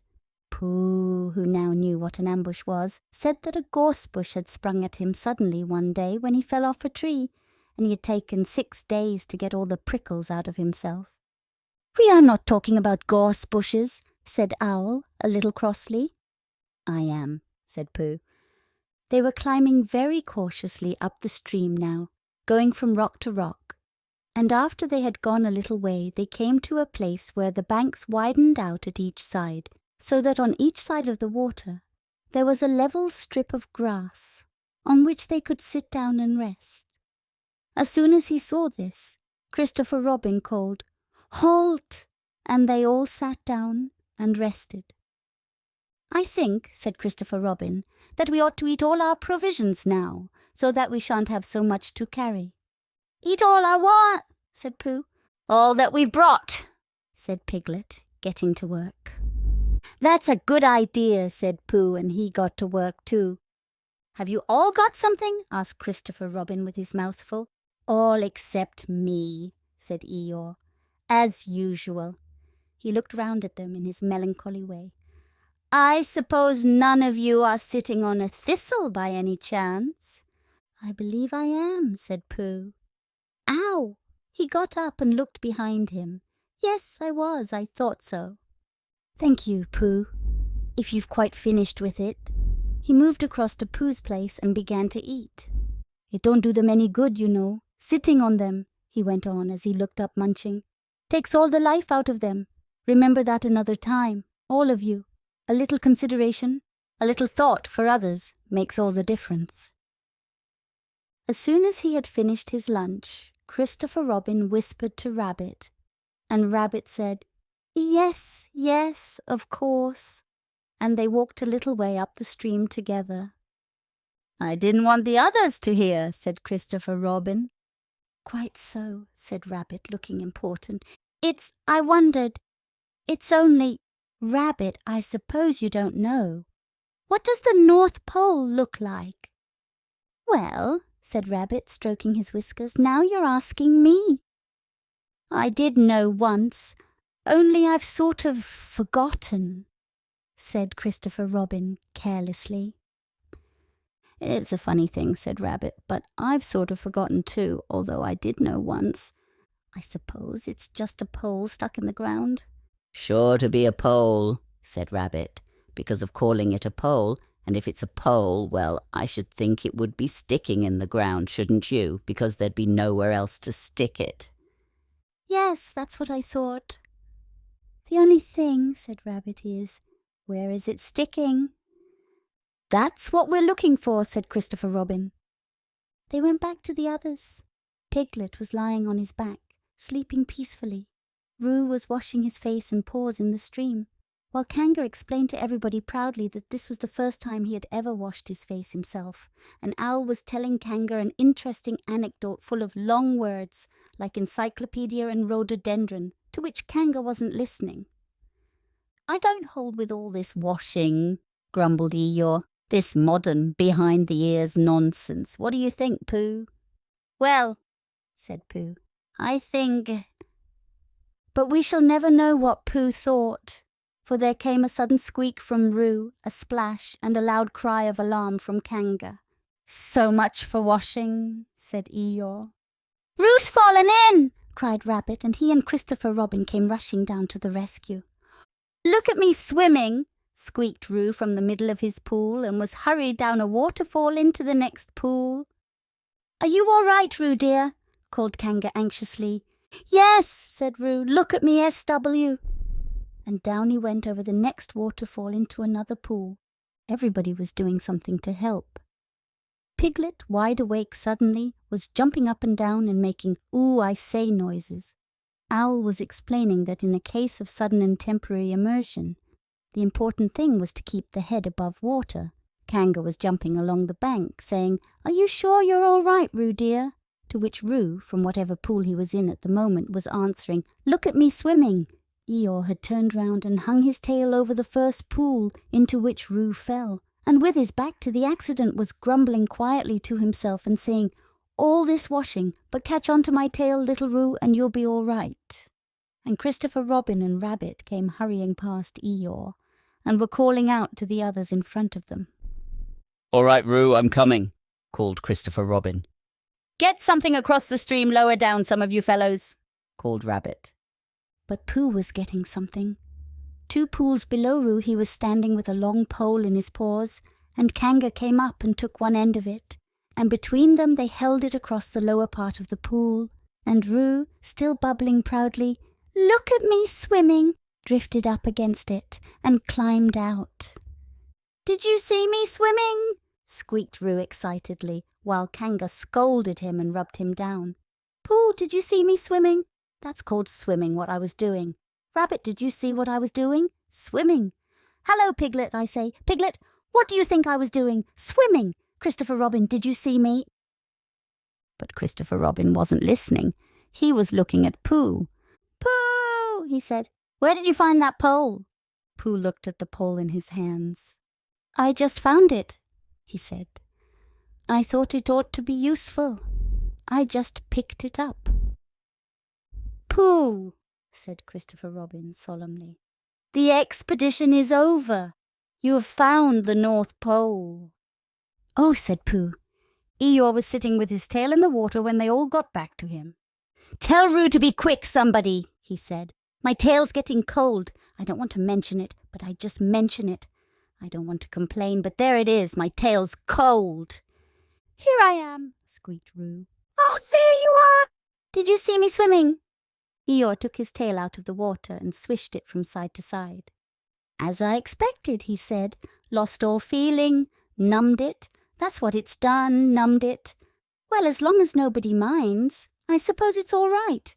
"Poor old Eeyore, I'll dry it for you," said Christopher Robin, and he took out his handkerchief and rubbed it up. "Thank you, Christopher Robin. You're the only one who seems to understand about tails. They don't think. That's what's the matter with some of these others. They've no imagination. A tail isn't a tail to them. It's just a little bit extra at the back." "Never mind, Eeyore," said Christopher Robin, rubbing his hardest. "Is that better?" "It's feeling more like a tail, perhaps. It belongs again, if you know what I mean." "Hello, Eeyore," said Pooh, coming up to them with his pole. "Hello, Pooh. Thank you for asking, but I should be able to use it again in a day or 2. "Use what?" said Pooh. "What we are talking about." "I wasn't talking about anything," said Pooh, looking puzzled. "My mistake again. I thought you were saying how sorry you were about my tail being all numb, and could you do anything to help?" "No," said Pooh. "That wasn't me," he said. He thought for a little and then suggested helpfully, "Perhaps it was somebody else." "Well, thank him for me when you see him." Pooh looked anxiously at Christopher Robin. "Pooh's found the North Pole," said Christopher Robin. "Isn't that lovely?" Pooh looked modestly down. "Is that it?" said Eeyore. "Yes," said Christopher Robin. "Is that what we were looking for?" "Yes," said Pooh. "Oh," said Eeyore. "Well, anyhow, it didn't rain," he said. They stuck the pole in the ground, and Christopher Robin tied a message onto it. "North Pole. Discovered by Pooh. Pooh found it." Then they all went home again, and I think, but I'm not quite sure, that Roo had a hot bath and went straight to bed.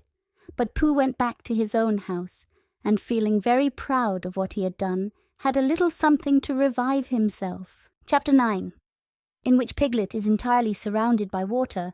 It rained and it rained and it rained. Piglet told himself that never in all his life, and he was goodness knows how old, 3 was it, or 4, never had he seen so much rain, days and days and days.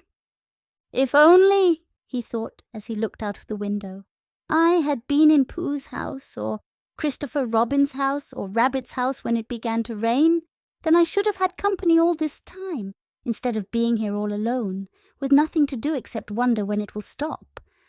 And he imagined himself with Pooh saying, "Did you ever see such rain, Pooh?" And Pooh saying, "Isn't it awful, Piglet?" And Piglet saying, "I wonder how it is over Christopher Robin's way." And Pooh saying, "I should think poor old Rabbit is about flooded out by this time." It would have been jolly to talk like this, and really it wasn't much good having anything exciting like floods. If you couldn't share them with somebody, for it was rather exciting. The little dry ditches in which Piglet had nosed about so often had become streams. The little streams across which he had splashed were rivers, and the river, between whose steep banks they had played so happily, had sprawled out of its own bed and was taking up so much room everywhere that Piglet was beginning to wonder whether it would be coming into his bed soon. "It's a little anxious," he said to himself, "to be a very small animal entirely surrounded by water. Christopher Robin and Pooh could escape by climbing trees, and Kanga could escape by jumping, and Rabbit could escape by burrowing, and Owl could escape by flying, and Eeyore could escape by making a loud noise until rescued, and here am I, surrounded by water, and I can't do anything." It went on raining, and every day the water got a little higher, until now it was nearly up to Piglet's window, and still he hadn't done anything. "There's Pooh," he thought to himself. "Pooh hasn't much brain, but he never comes to any harm. He does silly things, and they turn out right. There's Owl. Owl hasn't exactly got brain, but he knows things. He would know the right thing to do when surrounded by water. There's Rabbit. He hasn't learnt in books, but he can always think of a clever plan. There's Kanga. She isn't clever, Kanga isn't, but she would be so anxious about Roo that she would do a good thing to do without thinking about it. And then there's Eeyore, and Eeyore is so miserable anyhow that he wouldn't mind about this. But I wonder what Christopher Robin would do." Then suddenly he remembered a story which Christopher Robin had told him about a man on a desert island who had written something in a bottle and thrown it in the sea. And Piglet thought that if he wrote something in a bottle and threw it in the water, perhaps somebody would come and rescue him. He left the window and began to search his house, all of it that wasn't under water, and at last he found a pencil and a small piece of dry paper and a bottle with a cork to it, and he wrote on one side of the paper, "Help! Piglet, me," and on the other side, "It's me, Piglet, help, help." Then he put the paper in the bottle, and he corked the bottle up as tightly as he could, and he leant out of his window as far as he could lean without falling in, and he threw the bottle as far as he could throw, splash! And in a little while it bobbed up again on the water, and he watched it floating slowly away in the distance, until his eyes ached with looking, and sometimes he thought it was the bottle, and sometimes he thought it was just a ripple on the water which he was following, and then suddenly he knew that he would never see it again, and that he had done all that he could do to save himself. "So now," he thought, "somebody else will have to do something, and I hope they will do it soon, because if they don't, I shall have to swim, which I can't, so I hope they do it soon." And then he gave a very long sigh and said, "I wish Pooh were here. It's so much more friendly with two." When the rain began, Pooh was asleep. It rained and it rained and it rained, and he slept and he slept and he slept. He had had a tiring day. You remember how he discovered the North Pole? Well, he was so proud of this that he asked Christopher Robin if there were any other poles such as a bear of little brain might discover. "There's a South Pole," said Christopher Robin, "and I expect there's an East Pole and a West Pole, though people don't like talking about them." Pooh was very excited when he heard this, and suggested that they should have an expedition to discover the East Pole, but Christopher Robin had thought of something else to do with Kanga. So Pooh went out to discover the East Pole by himself. Whether he discovered it or not, I forget, but he was so tired when he got home that in the very middle of his supper, after he had been eating for little more than half an hour, He fell fast asleep in his chair and slept and slept and slept. Then suddenly he was dreaming he was at the East Pole, and it was a very cold pole with the coldest sort of snow and ice all over it. He had found a beehive to sleep in, but there wasn't room for his legs, so he had left them outside. And wild woozles, such as inhabit the East Pole, came and nibbled all the fur off his legs to make nests for their young. And the more they nibbled, the colder his legs got, until suddenly he woke up with an ow! And there he was, sitting in his chair with his feet in the water, and water all round him. He splashed to his door and looked out. "This is serious," said Pooh. "I must have an escape." So he took his largest pot of honey and escaped with it to a broad branch of his tree well above the water, and then he climbed down again and escaped with another pot. And when the whole escape was finished, there was Pooh sitting on his branch, dangling his legs, and there beside him were 10 pots of honey. 2 days later, there was Pooh sitting on his branch, dangling his legs, and there beside him were 4 pots of honey. 3 days later, there was Pooh sitting on his branch, dangling his legs, and there beside him was 1 pot of honey. 4 days later, there was Pooh.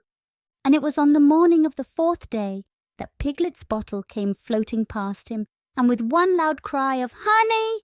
Pooh plunged into the water, seized the bottle, and struggled back to his tree again. "Bother!" said Pooh as he opened it. "All that wet for nothing. What's that bit of paper doing?" He took it out and looked at it. "It's a massage," he said to himself. "That's what it is. And that letter is a P, and so is that, and so is that, and P means Pooh. So it's a very important massage to me, and I can't read it. I must find Christopher Robin or Owl or Piglet. One of those clever readers who can read things, and they will tell me what this massage means. Only I can't swim. Bother!" Then he had an idea, and I think that for a bear of very little brain, it was a good idea. He said to himself, "If a bottle can float, then a jar can float. And if a jar floats, I can sit on the top of it, if it's a very big jar." So he took his biggest jar and corked it up. "All boats have to have a name," he said, "so I shall call mine the Floating Bear." And with these words he dropped his boat into the water and jumped in after it. For a little while Pooh and the Floating Bear were uncertain as to which of them was meant to be on the top. But after trying 1 or 2 different positions, they settled down with the Floating Bear underneath, and Pooh triumphantly astride it, paddling vigorously with his feet. Christopher Robin lived at the very top of the forest. It rained, and it rained, and it rained, but the water couldn't come up to his house. It was rather jolly to look down into the valleys and see the water all round him, but it rained so hard that he stayed indoors most of the time and thought about things. Every morning he went out with his umbrella and put a stick in the place where the water came up to, and every next morning he went out and couldn't see his stick any more. So he put another stick in the place where the water came up to, and then he walked home again. And each morning he had a shorter way to walk than he had had the morning before.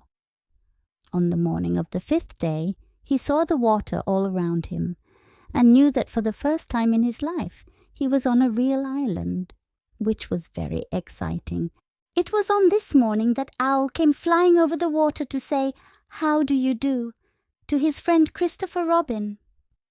"I say, Owl," said Christopher Robin, "isn't this fun? I'm on an island."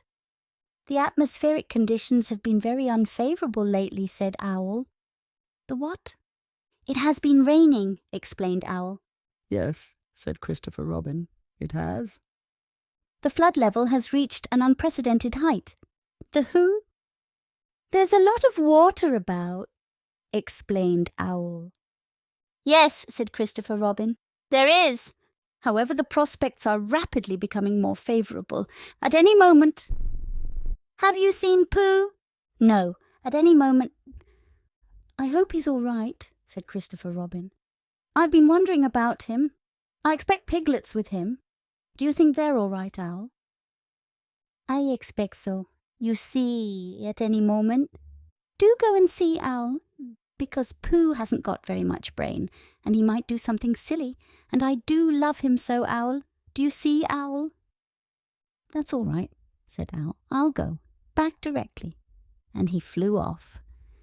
In a little while he was back again. "Pooh isn't there," he said. "Not there?" "Has been there. He's been sitting on a branch of his tree outside his house with 9 pots of honey, but he isn't there now." "Oh, Pooh!" cried Christopher Robin. "Where are you?" "Here I am," said a growly voice behind him. "Pooh!" They rushed into each other's arms. "How did you get here, Pooh?" asked Christopher Robin when he was ready to talk again. "On my boat," said Pooh proudly. "I had a very important message sent me in a bottle, and owing to having got some water in my eyes, I couldn't read it. So I brought it to you, on my boat." With these proud words he gave Christopher Robin the message. "But it's from Piglet," cried Christopher Robin when he had read it. "Isn't there anything about Pooh in it?" asked Bear, looking over his shoulder. Christopher Robin read the message aloud. "Oh, are those peas Piglets? I thought they were Pooh's." "We must rescue him at once. I thought he was with you, Pooh." "Owl, could you rescue him on your back?" "I don't think so," said Owl after grave thought. "It is doubtful if the necessary dorsal muscles—" "Then would you fly to him at once and say that rescue is coming? And Pooh and I will think of a rescue and come as quick as ever we can. Oh, don't talk, Owl, go on quick." And still thinking of something to say, Owl flew off. "Now then, Pooh," said Christopher Robin, "where's your boat?" "I ought to say," explained Pooh, as they walked down to the shore of the island, "that it isn't just an ordinary sort of boat. Sometimes it's a boat, and sometimes it's more of an accident. It all depends." "Depends on what?" "On whether I'm on the top of it or underneath it." "Oh, well, where is it?" "There," said Pooh, pointing proudly to the floating bear. It wasn't what Christopher Robin expected, and the more he looked at it, the more he thought what a brave and clever bear Pooh was. And the more Christopher Robin thought this, the more Pooh looked modestly down his nose and tried to pretend he wasn't. "But it's too small for 2 of us," said Christopher Robin sadly. 3 of us with Piglet. That makes it smaller still. Oh, Pooh Bear, what shall we do?" And then this bear, Pooh Bear, Winnie-the-Pooh, Fop, friend of Piglet's, RC, Rabbit's companion, PD, Pole Discoverer, EC and TF, Eeyore's comforter and tail finder. In fact, Pooh himself said something so clever that Christopher Robin could only look at him with mouth open and eyes staring, wondering if this was really the bear of very little brain whom he had known and loved so long. "We might go in your umbrella," said Pooh. "We might go in your umbrella," said Pooh. "We might go in your umbrella," said Pooh. For suddenly Christopher Robin saw that they might. He opened his umbrella and put it point downwards in the water. It floated but wobbled. Pooh got in. He was just beginning to say that it was all right now when he found that it wasn't. So after a short drink which he didn't really want, he waded back to Christopher Robin. Then they both got in together, and it wobbled no longer. "I shall call this boat the Brain of Pooh," said Christopher Robin. And the Brain of Pooh set sail forthwith in a southwesterly direction, revolving gracefully. You can imagine Piglet's joy when at last the ship came in sight of him. In after years, he liked to think that he had been in very great danger during the terrible flood. But the only danger he had really been in was in the last half hour of his imprisonment, when Owl, who had just flown up, sat on a branch of his tree to comfort him and told him a very long story about an aunt who had once laid a seagull's egg by mistake. And the story went on, rather like this sentence, until Piglet, who was listening out of his window without much hope, went to sleep quietly and naturally, slipping slowly out of the window towards the water until he was only hanging on by his toes. At which moment, luckily, a sudden loud squawk from Owl, which was really part of the story, being what his aunt said, woke the Piglet up and just gave him time to jerk himself back into safety and say, "How interesting, and did she?"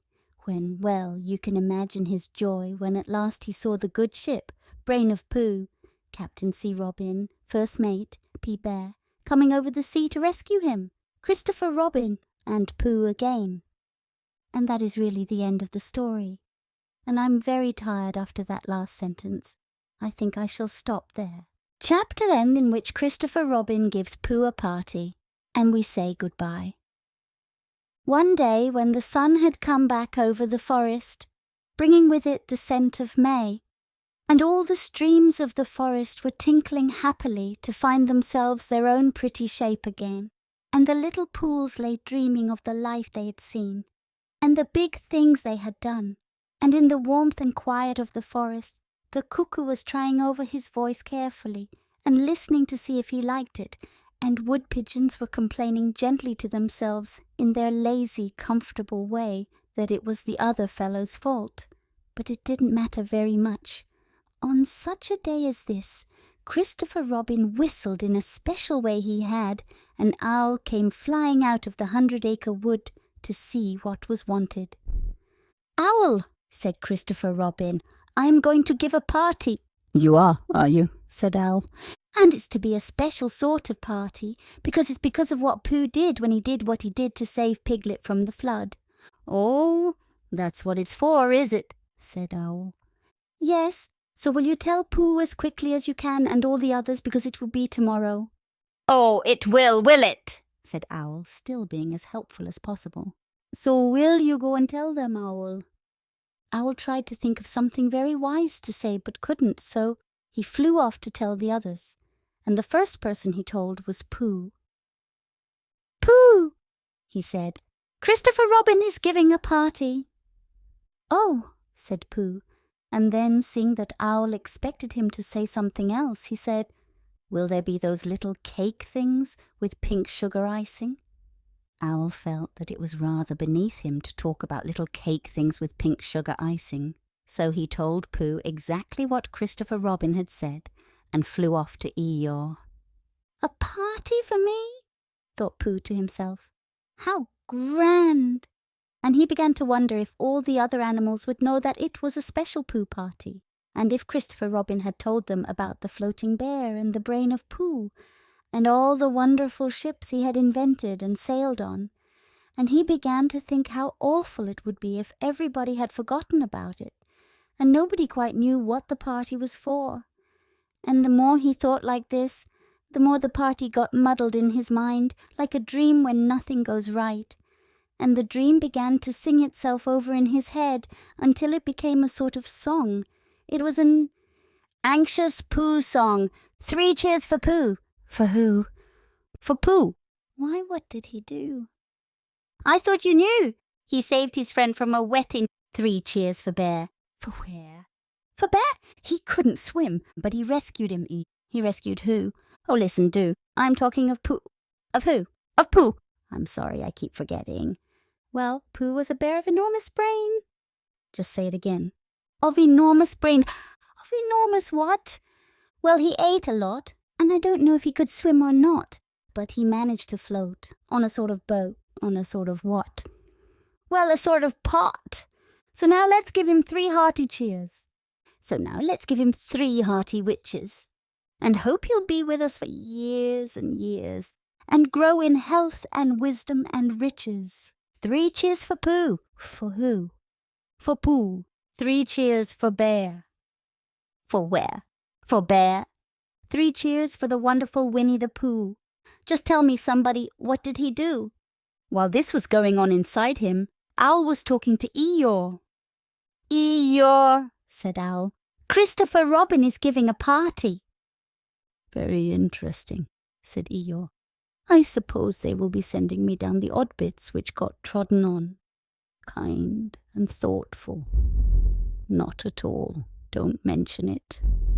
There is an invitation for you. What's that like? An invitation. Yes, I heard you. Who dropped it? This isn't anything to eat. It's asking you to the party. Tomorrow. Eeyore shook his head slowly. You mean Piglet? The little fellow with the excited ears. That's Piglet. I'll tell him. No, said Owl, getting quite fussy. It's you. Are you sure?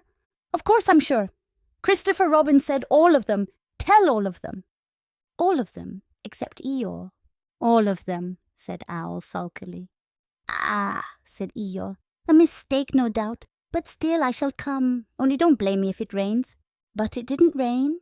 Christopher Robin had made a long table out of some long pieces of wood, and they all sat round it. Christopher Robin sat at one end, and Pooh sat at the other, and between them on one side were Owl and Eeyore and Piglet, and between them on the other side were Rabbit and Roo and Kanga. And all Rabbit's friends and relations spread themselves about on the grass, and waited hopefully in case anybody spoke to them, or dropped anything, or asked them the time. It was the first party to which Roo had ever been, and he was very excited. As soon as ever they had sat down, he began to talk. "Hello, Pooh," he squeaked. "Hello, Roo," said Pooh. Roo jumped up and down in his seat for a little while and then began again. "Hello, Piglet," he squeaked. Piglet waved a paw at him, being too busy to say anything. "Hello, Eeyore," said Roo. Eeyore nodded gloomily at him. "It will rain soon, you see if it doesn't," he said. Roo looked to see if it didn't, and it didn't, so he said, "Hello, Owl," and Owl said, "Hello, my little fellow," in a kindly way, and went on telling Christopher Robin about an accident which had nearly happened to a friend of his whom Christopher Robin didn't know. And Kanga said to Roo, "Drink up your milk first, dear, and talk afterwards." So Roo, who was drinking his milk, tried to say that he could do both at once, and had to be patted on the back and dried for quite a long time afterwards.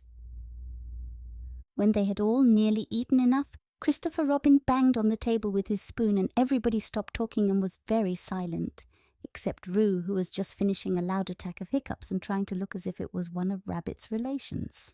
"This party," said Christopher Robin, "is a party because of what someone did, and we all know who it was, and it's his party because of what he did, and I've got a present for him, and here it is." Then he felt about a little and whispered, "Where is it?" While he was looking, Eeyore coughed in an impressive way and began to speak. "Friends," he said, "including oddments, it is a great pleasure. Or perhaps I'd better say it has been a pleasure so far to see you at my party. What I did was nothing. Any of you except Rabbit and Owl and Kanga would have done the same. Oh, and Pooh. My remarks do not, of course, apply to Piglet and Roo, because they are too small. Any of you would have done the same. But it just happened to be me. It was not, I need hardly say, with an idea of getting what Christopher Robin is looking for now." And he put his front leg to his mouth and said in a loud whisper, "Try under the table, that I did what I did. But because I feel that we should all do what we can to help, I feel that we should all—" "Up," said Roo accidentally. "Roo, dear," said Kanga reproachfully. "Was it me?" asked Roo, a little surprised. "What's Eeyore talking about?" Piglet whispered to Pooh. "I don't know," said Pooh rather dolefully. "I thought this was your party." "I thought it was once, but I suppose it isn't." "I'd sooner it was yours than Eeyore's," said Piglet. "So would I," said Pooh. "Whoop," said Roo again. "As I was saying," said Eeyore loudly and sternly, "as I was saying when I was interrupted by various loud sounds, I feel that—" "Here it is," cried Christopher Robin excitedly. "Pass it down to silly old Pooh. It's for Pooh." "For Pooh," said Eeyore. "Of course it is. The best bear in all the world." "I might have known," said Eeyore. "After all, one can't complain. I have my friends. Somebody spoke to me only yesterday, and was it last week or the week before that Rabbit bumped into me and said, 'Bother, the social round, always something going on.' Nobody was listening, for they were all saying, 'Open it, Pooh. What is it, Pooh? I know what it is. No, you don't,' and other helpful remarks of this sort. And of course Pooh was opening it as quickly as ever he could, but without cutting the string, because you never know when a bit of string might be useful. At last it was undone. When Pooh saw what it was, he nearly fell down, he was so pleased. It was a special pencil case. There were pencils in it marked B for bear, and pencils marked HB for helping bear, and pencils marked BB for brave bear. There was a knife for sharpening the pencils, an India rubber for rubbing out anything which you had spelt wrong, and a ruler for ruling lines for the words to walk on, and inches marked on the ruler in case you wanted to know how many inches anything was, and blue pencils and red pencils and green pencils for saying special things in blue and red and green. And all these lovely things were in little pockets of their own, in a special case which shut with a click when you clicked it. And they were all for Pooh. "Oh," said Pooh. "Oh, Pooh," said everybody else except Eeyore. "Thank you," growled Pooh, but Eeyore was saying to himself, "This writing business, pencils and what-not, overrated if you ask me. Silly stuff, nothing in it." Later on, when they had all said goodbye and thank you to Christopher Robin, Pooh and Piglet walked home thoughtfully together in the golden evening, and for a long time they were silent. "When you wake up in the morning, Pooh," said Piglet at last, "what's the first thing you say to yourself?" "What's for breakfast?" said Pooh. "What do you say, Piglet?" "I say I wonder what's going to happen exciting today," said Piglet. Pooh nodded thoughtfully. "It's the same thing," he said. "And what did happen?" asked Christopher Robin. "When?" "Next morning." "I don't know. Could you think and tell me and Pooh sometime?" "If you wanted it very much." "Pooh does," said Christopher Robin. He gave a deep sigh, picked his bear up by the leg, and walked off to the door, trailing Winnie-the-Pooh behind him. At the door he turned and said, "Coming to see me have my bath?" "I might," I said. "Was Pooh's pencil case any better than mine?" "It was just the same," I said. He nodded and went out, and in a moment I heard Winnie-the-Pooh bump, bump, bump going up the stairs behind him.